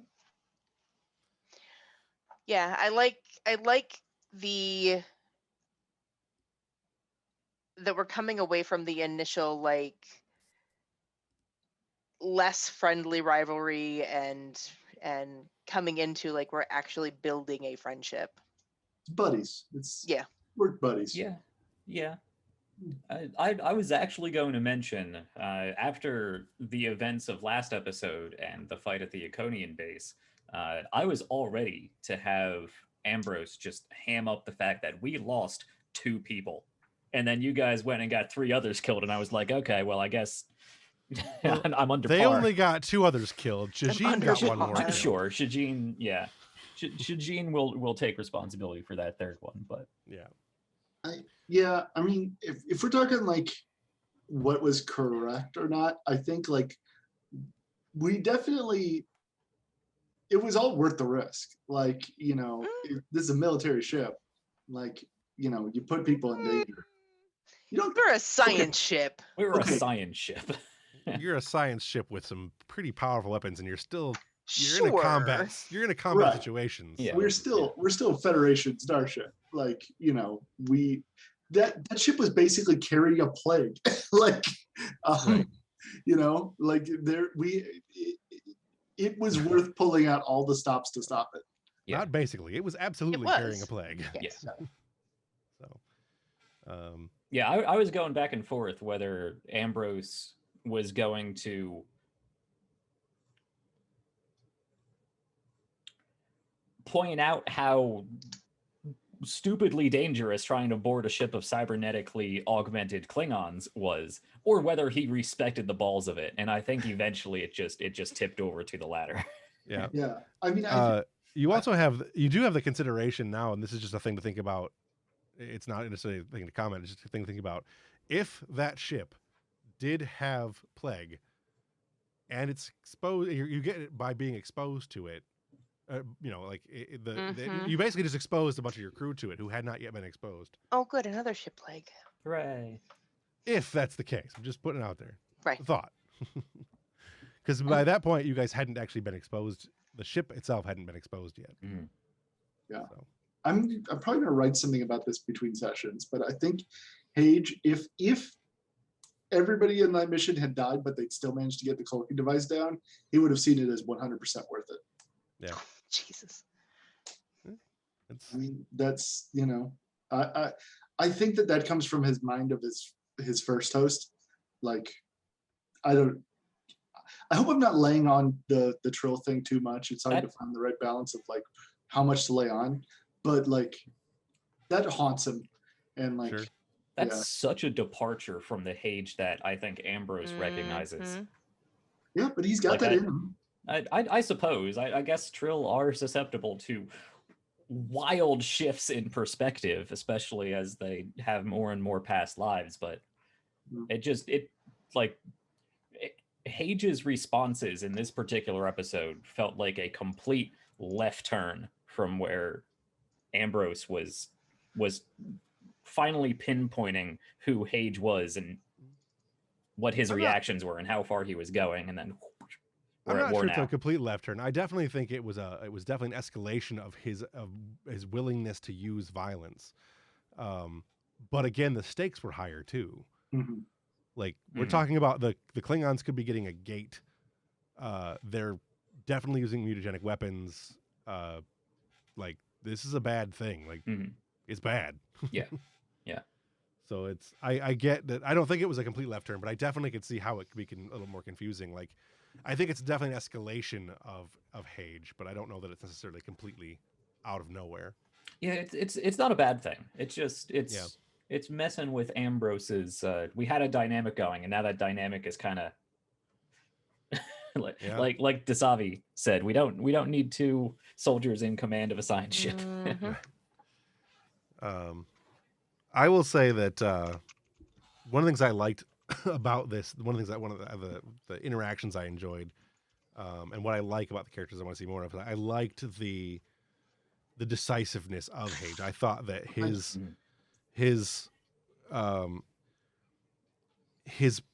choosing a plan of action and going for that plan of action, good or bad, I think is it felt like you were in command, and I liked that. Yeah. So no, it definitely felt right, and it was really good, and I think it's a really good parallel between Hage and Ambrose, harkening back to last episode when Ambrose made the split-second decision to set that reactor to overload. Yeah. Because that was also a high risk, high reward, right, potentially stupidly dangerous action. It's a fun juxtaposition, I think. Yeah. I like it. So yeah, that's definitely something that Ambrose recognizes. Not sure if he thinks it's a good or a bad thing yet, but it's right. a point of commonality. All right, so if you go ahead, Brian. Oh, I just wanted to say thank you. I appreciate that. Yeah. If you could change one thing about this session, what would it be? I'd been feeling better. Yeah. My one main thing I think was I think the combat. I think it felt okay, but I felt like it needed to be sped up a little bit. I was about to say I think maybe making the Klingon ship a character ship may have been a bad idea, because like character ships have a lot more breaches. No, I'm aware. I'm aware. There's a reason that is the only. That is the only. No, there are two in the entire campaign that I've written. There are two ships that are hero ships that you guys have had any chance to encounter yet. There's one more that you guys haven't but like there are two Klingon ships in the entire thing that are hero ships. And this is one of the two. The other one is would if you ever come across it, will be Duras's ship, and that's it. Everything else you're gonna come across is not a hero ship. But just keep in mind, two character ships battling out is going to take forever, just because there It is. Yeah. It is. so much breaches. It is. I My I hope think is that- story-wise, it makes sense for the Wrath to be a character ship, though. Yeah, and my hope is that we can. One thing is, again, we don't do a lot of ship combat, so that slows things down. But Although two, that's I think, what's that? I think we did a lot faster this time. We did. It was a lot faster, and I think it was a lot more precise. I think it went well. What slowed it down to me, I think, was the middle of the combat. We switched to an on-ship combat, Yeah. and then came. I back actually to it. really like that. I liked it, but it Yeah. felt like it felt like it took. It felt like the combat ended up taking longer because of it, but it did feel like two See, different combats. But I'm not getting that. I felt like this No? combat was a lot more bogged down than the previous one. Really? Yeah. You- Maybe it's the way because I around? wasn't as involved in this one. Maybe. Could be the case. But I felt like there was a lot of record keeping issues that popped up. How much damage are we doing? We're doing this dice. No, it's this dice. No, it's that dice. No, it's this dice. Okay, now Yeah. we're rolling 2 less dice this time because we rolled 2 more dice last time. Right. Oh no, it's this dice now, and then oh no, this effect does that, and it's 1 difficulty. No, it's 2 difficulty. No, it's 1. No, it's 3. No, it's 1. How And much a lot damage of that did we do? is- Did we bring down the shields? Yes, we brought down Right. the shields. No, we didn't bring down the shields. Hey, there's a cloak. Yes, the shields are down. It just some of didn't that is feel like just there was I've got a lot of shit going on my screens, yeah. and some of that is also like you're playing by the actual rules, Right. and that's And some of that is my lack of understanding of this combat system. Period.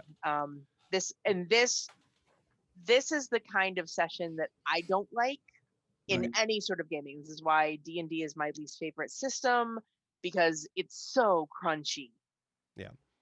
when you get into the crunch of this game, there is a lot to bite into. Right. Like this is a Um, great narrative game until we start fighting. Yeah. And I felt like a lot of what we had as far as the mechanical issues of this was I think a lot of it was Evelyn having confusion as to what dice do what and when Yeah. you roll them. Like where am I at? What does what? And Um, I'm working on, and unfortunately it's a matter of like figuring out things in the moment because I don't know what I need where, but Right. I'm adding my own notes to the cheat sheet. So I have things in my face like, how the hell do I figure out damage? And Right. what are the dice conversions? Because It's really a very simple roll when you think about it. Like it's when you look at how combat Mhm. works, it works the same for everything. It's the same as doing combat is the same exact thing as doing an extended skill test, right? You roll your 2d20. yeah, but I don't have a good grasp of those that, either. right. But you roll your d20s. If you hit, you've got momentum. You can spend momentum however you want. Right. And then you roll the d6s for damage. Mm. That's it. There's really nothing more to it than that. The d20 at the end of that is like a critical hit table. That's all it is. Right. I And think the that's- mechanics of combat in this system are really just fine. It's just the sheer number of options you have Yes. Mhm. Yes. that you have to really, keep track of. Mhm. You really have to be able to go quickly. And one of the things you have to be able to do is know you need to do this in D&D too. In fact, it's more important in D&D than this, I think, and it's easier to do in D&D, but you have to know ahead of time what you're planning to do on your turn. So you need to know like what are my priorities for momentum spends. If I get this many momentum, I'm going to do this. If I get this momentum, I'm going to do that. If I get extra momentum, I'll do these other things. But you need to be able to know if you sit and wait until your turn to cast your spell, you're a Oh, shit yeah. The player. thing is, It's- in D&D, you play one character. In this game, Agreed. you play between 2 and all of them. Yes. So you don't Um, have 4 other people's worth of time to think of things. You have Yes. 1 or 2 other well, people's worth of time to think of things. We're also playing a game with way fewer players. That is true. Yeah. Right. So, but it should theoretically be a faster system when you get into it. Like, and again, it does take time to get used to it. There are a lot of options. That cheat sheet really does help. And once you know what momentum can do, the thing that really slows things down then is like the tactics. Like you start getting into, I want to use, like Hage using direct or getting into like the not focuses but the talents, what things different talents do. That can slow things down. But again, if you know your talents ahead of time and you know what you want to do, it does get faster. And we do have the disadvantage of you're playing multiple characters, so it's you go from one to the next to the next. The advantage you have though is that there's no initiative. It's just you go when you're ready to go. Mhm. So It is. It's hard to keep track of. I know I missed several opportunities to do stuff, like yeah, both as Koba and as Hage. Like one of the drawbacks I have found to having so many characters is that you do have to switch mentalities, and it's much harder to do. Yeah, Yeah. that's a little tricky sometimes. Like I was struggling. I'm so glad that Tong brought it up. Because I almost made the suggestion about we've got the containment cells, let's beam them into the containment cells. And I'm like, wait, no, Mills has already done everything that she can do. O'Connor wouldn't be thinking about that. Shit. Right. Yeah, it is difficult to switch between these many characters. Like it's I get the frustrations. Like I thinking about the way I would do it, and I write a lot, so I switch between characters pretty much constantly. But I can see where it would be more complicated as a player. So It's I do well with it when we're just in that slow narrative piece, when we have scenes where we have multiple characters together and it's fast paced like that. That's where I'm like, wait, crap, who am I? yes, which is one of the reasons for a lot of it. It is easier when there's 4 of us because we tend to be able to split the party up a little better. Yeah. And I think that hopefully we'll get better when John comes back. So hopefully, we haven't done a lot of fast paced stuff while John was here though, so it's hard to say. But again, in this particular combat, we had Evelyn had 2 characters on the bridge, Brian had 2 characters on the bridge, and then Koba and not Koba. Then Tong was kind of just tossed in there at some point, and we don't, it was like and boom, here you go. Right. So yeah, fluid and dynamic storytelling is hard when you have to play multiple characters. Yeah, I was gonna say with your comment about fortunately this game doesn't have initiative. I don't know. I feel like I like initiative systems because there's a lot of times, especially in this particular game, where I felt like we were doing that thing where 2 people meet out the doorway and they're like, left, no, right, no, do I go? No, do you go? How do we want to order this? And right. Yeah. Well, I agree. I'm with you. Like I like like when we were in and it also gets on the yeah. When we were on the Wrath, I was like, let's just keep the initiative cycle we've got. Sure. And that makes it easier for me, and I feel like it makes it easier for Flo, because then we're not sitting here hemming and hawing. And then if there is an instance where like Mills pops onto the bridge and is like, all right, let's get this shit done. Right. We can make room for that narratively. See, I on that I have to disagree. I think personally that initiative is almost always the worst part of combat. It's not even close to the worst part of combat, but one of the things that I think needs to happen in Star Trek, and this is something that I've thought about as a player, when you are in a situation where there's multiple scenes, the commanding officer needs to take initiative and tell players, you're going to go next, you're going to go next, you're going to go next. It's not a thing that we do, but it's a thing I think should happen. Like Hage should be like, and I need Mills to go. I need this person to go. I need this person to go. And then I Mills, feel like Brian was more or less doing that. Yeah, but you were not. No, I was not. So Mills would be the next one to do it. Like, or if Ambrose is the commander of his scenes, Ambrose is directing the initiative. That's I think how it's intended to be. I don't know for sure, but that's how I feel like it almost has to run. And then every turn makes sense, but I feel like that just wouldn't work with a lot of players. I think it will with this game, but I feel like a lot of players. We just need to be more cognizant of just doing that. Yeah. The record, I'm fine with it. I had no problems with it. Yeah. I know a lot of players that really rile against any sort of chain of command or authority, and it would not work for. But I think we're all probably shouldn't play a military game. If you right. We all know what we signed up for. We all know each other. I think, if Hage, as the captain, if Hage is in command, you tell us when you want us to go and at least suggest what you want us to do. Yeah. The hard part about it is not going too far with it. Like, don't command the player on what to roll and how to complete a task. Just you complete this task. You figure out how to do the task. Give the command in character narratively, and then we do the crunchy crap behind the scenes. Right. Because then that gives Chirka a chance to find an alternate way around things by blowing up a whatever, or It gives that is the hard part, I think, of dealing with that. And it would also be, to your point, it would be the thing that would help alleviate that pressure on players who balk against authority, of which I am, at least in real life, that kind of person. So, all right. Anything else you guys want to add? No, not really. Okay. It sounded like you were going to say something there for a second, though, Brian. Well, I just want to say that the one thing that the one problem that does bring up, where you just give the order and then don't elaborate on it further, is we have moments like we had with Mills, where I said, organize an away team, or organize an away team, and you were like, okay, I'm going to go organize the away team. I'm like, no, that's not what I meant. Right. But that is an in-game thing to correct as well. Like, that is a conversation to be had in-game, and it's also a matter of like. I mean, that's fair, but I feel like our characters would know what the procedure is, but we were not trained in Starfleet protocol. Well, so, you know, it also could be different for different crews, and again, right, I think it's exactly. a I mean, really good. I think it's a really good point to have in game too. Like, I really do. Yeah, it's tricky. I'm not trying to complain. I'm just saying, situations like that can come up in cases like that. Is all I'm saying. Right. And it's one of those things where, as a crew gets more used to each other, the crew will understand what the captain means when he says things. Right. There's a point in Next Gen where, you know, they entrap aliens with this gesture of a hand, and Picard makes it fairly clear this is what a well-trained, well-seasoned crew can do. That was a really boring episode up until the last 5 minutes when they did that. Yeah, no, I agree.